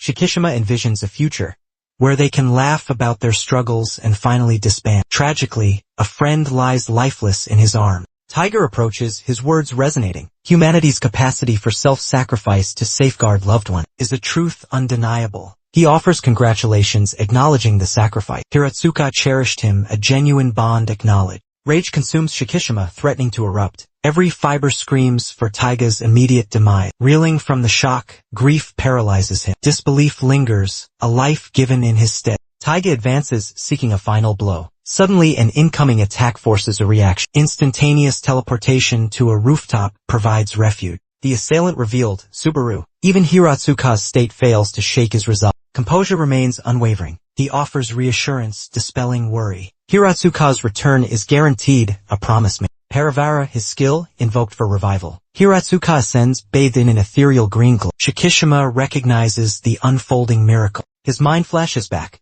to a conversation in the car. They were discussing the sudden appearance of a rainbow door, a door unlike anything they'd ever encountered. And they knew Subaru had resurrected his friend, using a power granted by that very door. Shikishima wonders, is this another one of Subaru's ability? Paravara, a skill that transforms the player's soul, turning them into a kindred under the user's control. At level 35, Subaru could control two at once. He could use the skill on two people simultaneously. Subaru apologizes to Shikishima. He can't bring Hiratsuka back yet, but he vows to protect Hiratsuka's body until then. Tears stream down the gold player's face. He thanks Subaru. Hiratsuka is whole again, but utterly feral. He laughs maniacally, soaring through the air. The joy of returning to the human world is palpable. His laughter speaks volumes. Subaru recognizes the entity inhabiting Hiratsuka, Carrion. Utterly transformed, Carrion's appearance is drastically altered. He's unrecognizable. He proclaims himself the Ghoul King. He declares himself Subaru's kindred, a bond forged in darkness. This follows Carrion forcing Subaru into the harrowing door of trial. Previously, Carrion briefly reclaimed a semblance of his original form. However, Subaru's growth has shifted the balance of power. Carrion's current strength pales in comparison to his trial days. Taiga erupts in fury, summoning multiple doors around Carrion. Carrion remains completely unfazed. The multitude of hands instantly evoke the image of the withered old woman. Carrion unleashes blood mold. A swirling vortex of emerald blood engulfs. He bombards the encroaching arms with the bloody torrent. Then, extending his hand, he employs a divine quake to pinpoint the original door's location. Upon discovering it, he produces colossal scissors, slashing at the creature from the outside. The creature from the depths is obliterated by the sheer force of the attack. Subaru praises him for the swift kill. Confidence swells within him, perhaps a bit too much. As they stand, Taiga approaches. He locks eyes with Carrion, declaring him his next target. Annoyed, Carrion retorts that his true opponent has been right in front of him all along. Despite Subaru's presence, he's been ignored. He hasn't been challenged, not even once. Taiga pauses, considering Carrion's words. Is he deliberately avoiding a confrontation? Excuses form in his mind, but under Taiga's intense gaze, the truth is undeniable. He can no longer hide from it. A flashback to their childhood encounter, and the fear he felt that day resurfaces. Enraged, he challenges Subaru to a duel inside the door. Ignoring Shikishima's warning, Subaru accepts and follows. A memory flashes as he enters. Taichi's question about Taiga's past action. Taichi's inquiry about Taiga's past transgressions resurfaces in his mind. He craves closure, seeking to settle the score and move forward. Kakagaji praises Taiga for eliminating Hiratsuka and for successfully luring Vanquished's wielder into the trap. Crossing the threshold, he savors the Black Faction's apparent triumph. But Subaru's unexpected composure stuns him. He's taken aback by Subaru's unsettling calmness. Taiga demands Kakagaji's non-interference. He commands Kakagaji to stay out of their impending battle. The entity consents. Bound by their contract, the creature honors the agreement. He grants permission for Taiga to settle their personal vendetta. Kakagaji is indifferent to Taiga's potential victory or defeat, confident in his ability to eliminate Taiga after dealing with the protagonist. Eliminating the MC will eradicate all of his kindred. The demise of the main character will trigger the annihilation of his entire kin. Every event has unfolded precisely as he orchestrated. He's certain of his imminent conquest of the human world. Just as victory seems assured, a familiar face appears at the gate. Karen and Shikishima make a quick escape. He's frustrated, burning to aid Subaru against Taiga. Karen reassures him, Subaru will be alright. A strategy's in play, piquing his curiosity. Before a question can form, a red alert flashes. A 5-star gate has timed out. While everyone was occupied, Hajime Ori of the Black Faction targeted gate. Penalty 81, 2 hours vanish from the sky clock. The countdown, 2 days, 16 hours. The sky fractures, the system glitches. Under 100 hours remain, the system strains. It's struggling to maintain itself. An unprecedented crisis unfolds. One more gate at 0. And the world ends. Panic grips Shikishima. He desperately searches for a solution. Karen delivers a swift karate chop to his head, urging him to calm down. He emphasizes the need to safeguard what's precious, specifically everything Hiratsuka holds dear. Shikishima's annoyance intensifies. He demands a flight to the hospital. Upon arrival at the hospital, Kinokawa's bed is shockingly empty. Panic sets in as Shikishima frantically searches for her. Meanwhile, Udo battles Araya Kohei, another formidable member of the Black faction. Udo is getting completely overwhelmed by the gold ring. The sheer power of the shield user's attacks astounds him. Udo's strategy, offense with shields, not defense. Victory secured, he receives a call. It's Shikishima urgently inquiring about his location and Kinokawa's whereabouts. Udo's gaze lands upon a breathtaking sight. A girl, locked in combat with a colossal dragon, its limbs gleaming gold. He tells Shikishima she's right. She couldn't stand idly by while the very sky fractured. Shikishima presses Udo, what's the plan? Udo declares, we have one option. To save the world, we blitz the gates and reclaim lost time. With that decided, the order goes out, all-out assault on random doors. Shikishima turns to Karen, worried, will Subaru be alright? The Ghoul King laughs. If he can't fix it, he chuckles. Who can't? No one. Elsewhere, Kakageji is stunned. Vanquish is inside the gate. Vanquish grins. A rotten baby? Couldn't resist. Even Taiga is thrown. Look at me, Subaru demands. Our powers cancel each other out. Let's fight fair. No tricks. One final clash. Brother against brother. Kakageji stares at Venkatesh, speechless. He demands an explanation for Vanquish's sudden appearance. Ignoring the question, Vanquish turns to Subaru. He praises Subaru for a job well done, specifically for pinpointing the exact location. Kakageji remains utterly bewildered. He eyes Subaru, questioning if he orchestrated this. Subaru's icy stare remains fixed, offering no answer. Kakageji explodes, demanding Subaru's attention. Vanquish intervenes, redirecting Kakageji's focus. He insists that Kakageji should be looking at it. With a surge of cursed blood, Vanquish binds Kakageji, mocking him relentlessly. He calls him a hopeless fool, an imbecile who overcomplicates everything. Kakageji's fury intensifies. He challenges Vanquish. Does he truly believe victory is his? Eyes wide with defiant determination, Kakageji declares his invincibility. No immortal, not even Vanquish, can conquer him on his own turf. Chanting, he unleashes a blinding smoke engulfing Vanquish. The smoke warps time, accelerating everything it engulfs. Taiga silently observes, a detached witness. He watches the unfolding chaos. He sees Kakageji trembling, consumed by fear and impatience. Disbelief grips him. Is Subaru truly capable of this? His older brother, once his fear, now reduced to this by Subaru. Impossible. They confront each other. You intend to fight without skills? He questions Subaru's intention. This isn't a fair fight, he protests. Not for a battle of this magnitude. Tears welling, Subaru responds. Scale is irrelevant. You are my little brother. This should have happened long ago. When we met, you were so reserved. I was wrong. Subaru admits his past failing. I should have corrected you. Like an older brother, as your elder brother. The words hang heavy with regret. He looks down, ashamed. We share no blood, Taiga reminds him coldly. Don't pretend to be my brother. He wants nothing to do with Tiger. Tiger lunges for an attack. Subaru effortlessly evades. Think you can escape me? Subaru challenges. Taiga is stunned. The weak brother unleashes a shocking punch. Taiga tries a smokescreen. Subaru's blood mold skill clears the air. Subaru's dominance begins. He even throws in some dance moves. Kick to the head. And Taiga finally lands a punch. The battle intensifies. A relentless exchange of blows. Exhaustion sets in. Subaru connects with a powerful kick. Taiga grabs the leg, launching a counter. But Subaru's fist finds its mark. No holding back. Meanwhile, Kakageji and Vanquish clash. Engulfed in smoke yet. Vanquish laughs, taunting Kakageji. The underworld infant is stunned. His smoke fails. Millennia should have passed in an instant. Enraged, he unleashes a second time-bending ability. Another attempt to manipulate time, for some reason. Trying to age an immortal god? Seriously? He can fast-forward eons. But Vanquish remains untouched. Frostbite freezes the baby solid. Time manipulation is pointless against immortality. I'm ageless. A look of utter disappointment. You could have done better. If you had a brain. You left a trail. Using those doors, your portals led me right to you. Besides, Carrion was once my kin. Our souls were linked. Carrion's soul invaded Hiratsuka's body and revealed his devastating scheme to Subaru. He boasted of crushing Subaru with a single, decisive blow. Ironically, Subaru became the key to locating the infernal infant. Contractual obligations ensured his survival. Within the amniotic abyss, the full scope of the plan unveiled. Kakageji realized he'd been manipulated. Knowing he couldn't act alone, Subaru enlisted Vanquish's aid, exploiting Tiger's burning rage and impulsiveness. Subaru turned the tables. Vanquish confronted the shadowy figure, the amniotic king demanding answers. Was the human world offered as payment for shattering the sky clock?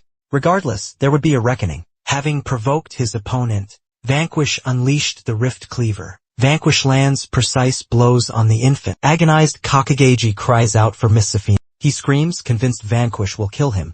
He pleads for his life. A golden light erupts within the gate. A golden bell descends gracefully. Vanquish recognizes Safina. He questions her involvement. Seeing the golden bell, the underworld baby feels a surge of relief. But instead of rescue, Safina crushes him with the bell's hands. She brands him a traitor. She accuses him of attempted betrayal. His goal, to control the human world. His punishment, the lowest gate. Kakagagi's desperate pleas fall on deaf ear. His pleas are futile. She casts him into the gate without a second thought. The evil baby disappears into the one-star gate. With him gone. Long time no see, Safina greets Vanquish. Vanquish chuckles, you seem to be doing well. He slices the bell in two. Prepare yourself. We fight now. Once I arrive, that is. Safina replies, I eagerly await. Vanquish turns to his possessor. How will this duel unfold, he muses. Players can touch souls, he realizes. Sensitivity is key. As Subaru and Taiga clash, they'll feel each other's emotions. A true test for our protagonist. Overcome this and he proves worthy of possession. A seemingly even match. In hand-to-hand combat, Taiga's gaze triggers a flashback, a memory of his mother's wrath for eating her refrigerated pudding. A smack landed on Taiga for devouring it without permission. Just like your father, she spat. Abandoned for 3 days, young Taiga was left alone at home. A single pudding was his only sustenance. Her abuse didn't stay hidden. Child Protective Services intervened. She evaded them, barring entry to her home. Their departure signaled her return to Taiga.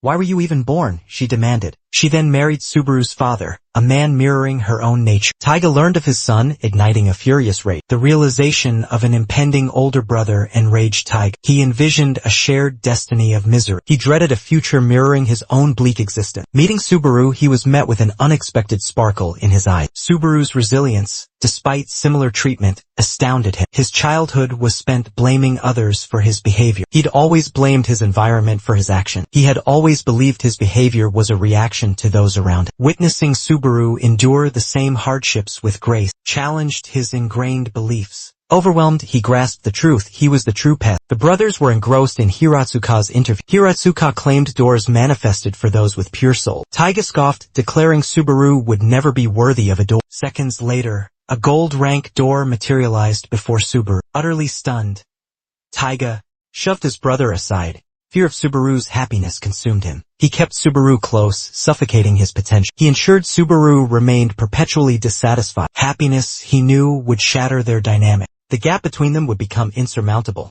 He needed Subaru beneath him forever. Another blow landed. Subaru marveled at Taiga's remaining strength. Each punch resonated with raw emotion. Subaru grasped the roots of Taiga's twisted fear. Taiga's kick shattered the bridge. As they plummeted, Subaru retaliated with a ferocious kick. Blows land, but questions linger.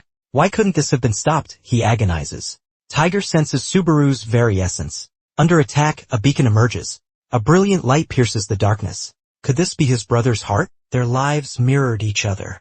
News of a brother brought not joy, but a starkly different reaction from Taiga's.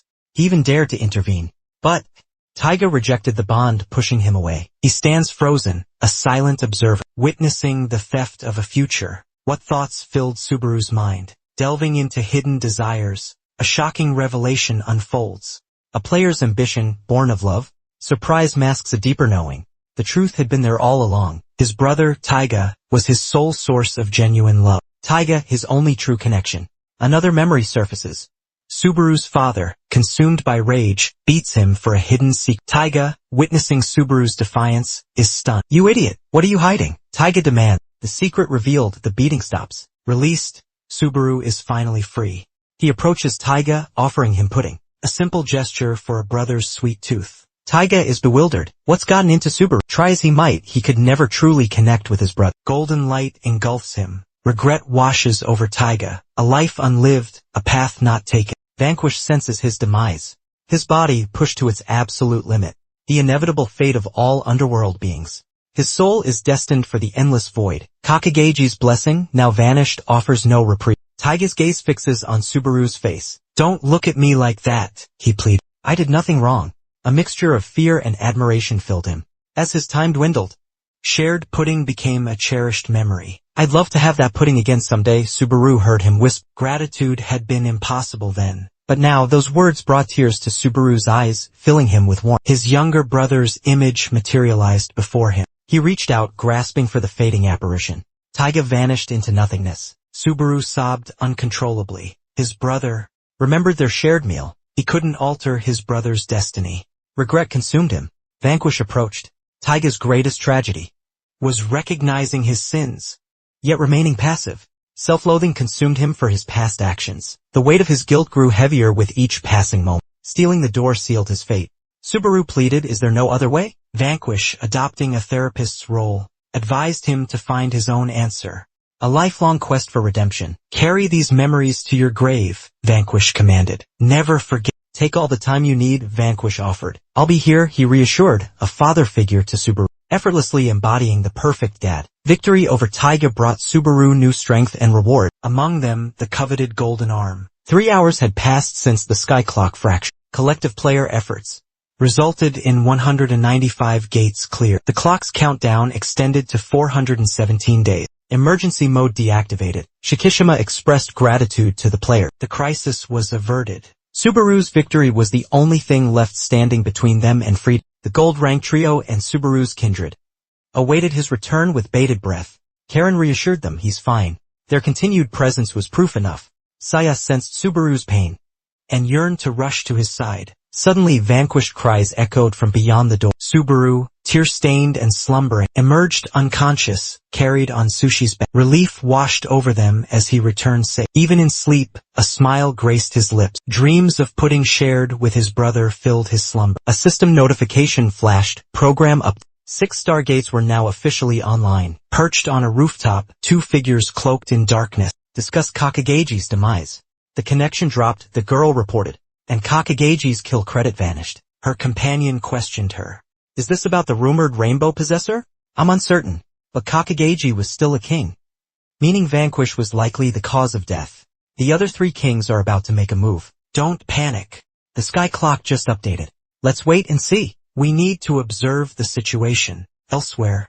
I apologize for summoning you, Ishiaki. Think nothing of it. If I fall now, we're all doomed. My healing power will mend you. Hinokawa's limbs, however. It's fine. We have it handled. I'm more worried about Subaru. He's simply resting his weary soul. Remember how drained we were? His first time through the door cost Shikishima 5 days of sleep. Hiratsuka, though mobile afterward, spent 3 days bedridden. Carrion explains. Contract with greater power. Longer soul adaptation. A Lord Vanquish contract for an ordinary person. Death or decades in a coma. Yet Subaru endured a month without rest. Proof of his soul's inherent strength. Karen, Subaru will awaken. No need for excessive worry, she assures. But Saya's gaze out the window betrays concern. Meanwhile, Subaru's thoughts drift. Adrift in a cosmic void. Is this a dream? A voice from behind answers, revealing the galaxy of universal unconsciousness, the birthplace and final destination of all souls. Subaru's guide reveals they're connected through a soul slip, a fleeting encounter, their first and final meeting. Subaru grapples with the stranger's identity. The mystery figure remains elusive. A celestial gesture, a warning of impending war. Bewildered, Subaru seeks clarification. What war? He questions. A foreign king's invasion, a breach between worlds. Reality fractured, the human world vulnerable. And Subaru, wielder of Vanquish, now a figure of renown. Nations of metal poised to strike. Copper, silver, gold, and more. Converging on their world, a catastrophic storm approaches. Dwarfing past conflicts, the Black Faction's threat a mere whisper in the wind, an unstoppable force. Even Gold Rank and Vanquish pale in comparison. Salvation rests solely on Subaru's shoulder. Stunned, Subaru questions how he could possibly surpass even Vanquish's power to stop a storm. Instead of a direct answer, the stranger speaks of the Red Table. He mentions the Twilight Half and the Apostle of Aurora. He then proclaims Subaru's destiny, to become a king. Subaru struggles to believe him. The stranger confesses his own failure, existing only to return to oblivion. He expresses gratitude for one last encounter. He cherishes this final meeting, Subaru demands clarification. What does last and failed mean? The bombshell drops. The stranger is Subaru's future self. He's the king of Aurora, the world's most powerful man, defeated and unable to save his kingdom. He can't reveal everything about the future, but offers crucial insights. He implores Subaru, don't lose your friends or the world. Subaru receives a gift, the afterglow of the midnight sun. This bracelet unlocks the memories of the dead. It's time for Subaru to awaken, the stranger declared, and delivers a chilling warning. The first calamity is imminent. With a farewell and a wish for luck, the stranger vanishes. Subaru awakens in a hospital bed. Saya, at his side, questions the disoriented Subaru. Before them, a trio of doors appears. Copper, silver, and gold gleam enigmatically. But Subaru remains haunted by his future self's pronouncement. From the golden door, Safina emerges radiant and imposing. The king of gold introduces herself, followed by Ruin, the king of silver, and Vorden, the king of red copper. Their arrival is grand and purposeful. They announce their presence as a greeting to the new generation's king. A chilling realization dawns on Subaru. One of the 8 calamities has arrived. It hits him. His encounter with his future self was no mere dream. Now awake, he wears the bracelet gifted by his future self. Vivid memories of the impending future flood his mind. He knows who stands behind each door.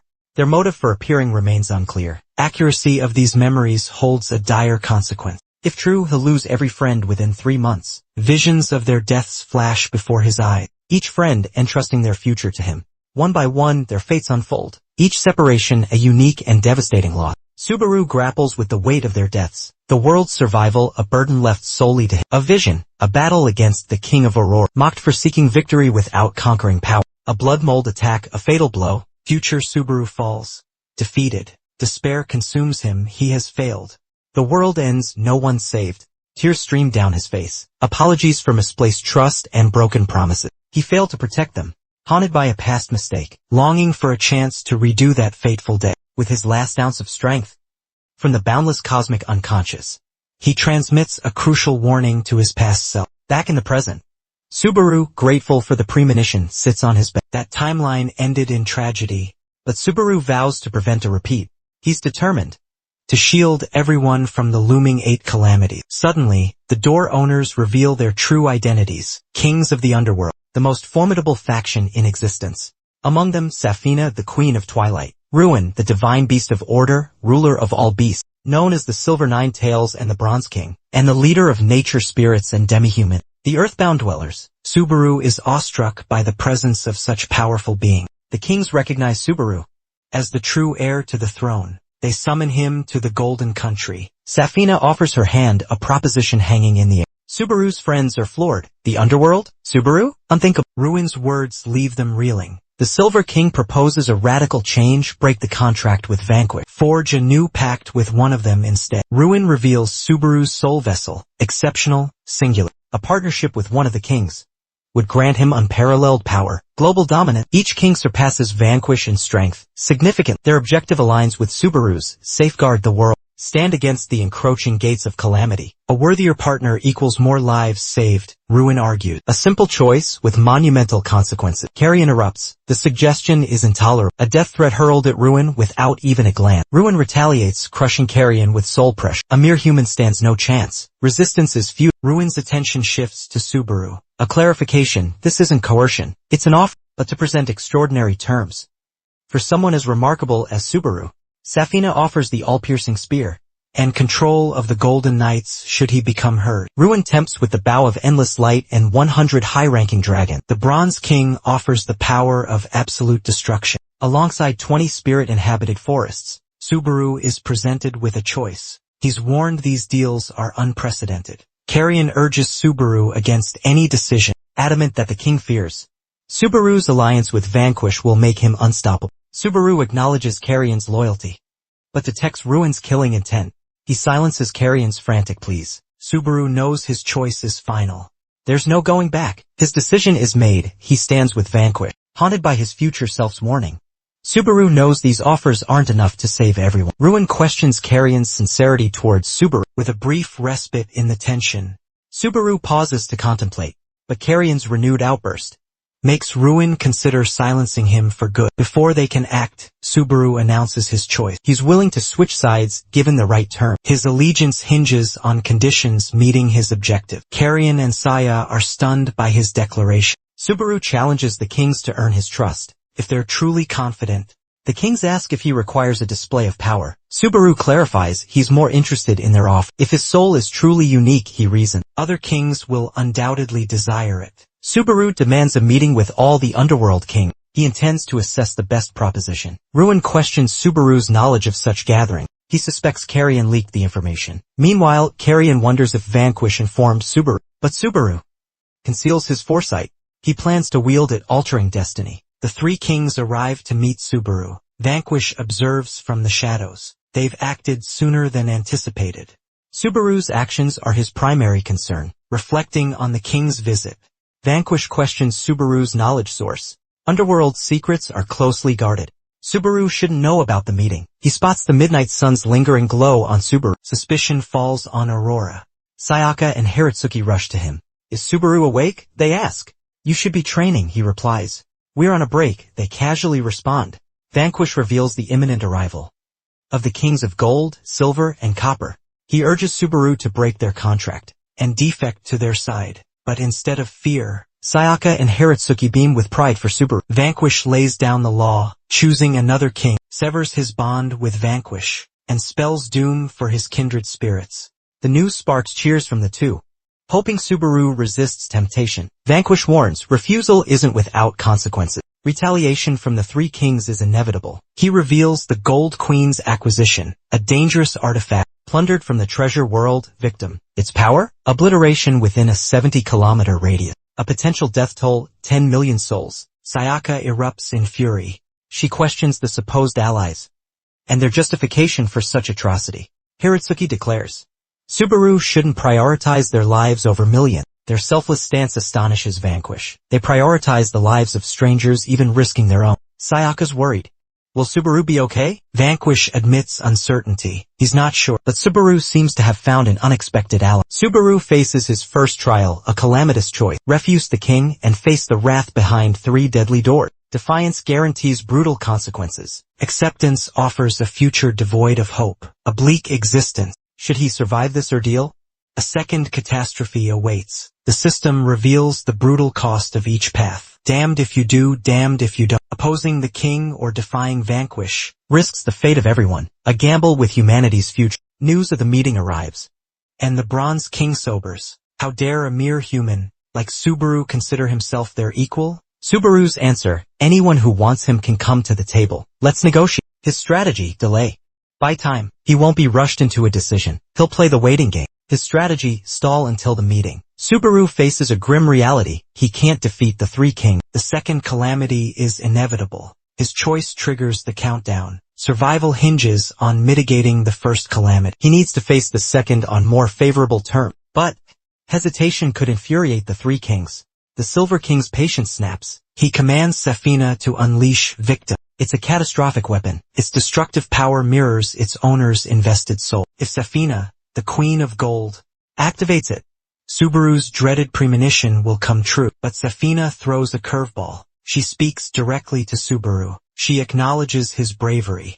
She compares Victim to a nuclear bomb. Refusal, she warns, will have dire consequences. They're ready to use it now. But she praises his bold negotiation, suggesting a possible alternative. Perhaps, she proposes, they entertain his idea of delaying the meeting. The other kings exchange stunned glances. Safina smiles, turning to Subaru with a question. Does he truly believe he can conquer the second calamity alone? Before he can answer, something catches his eye. The update timer in the sky hits 100%. A colossal red lightning bolt slams into the earth. The update is complete. The system unleashes its penalty. A 6-star game. A platinum carnifexus materializes. Safina smirks, challenging Subaru. What's his plan now? This is happening much sooner than anticipated. Worldwide, players are shocked by the gate's sudden appearance. Subaru has seen this in his memories, but never expected this timing.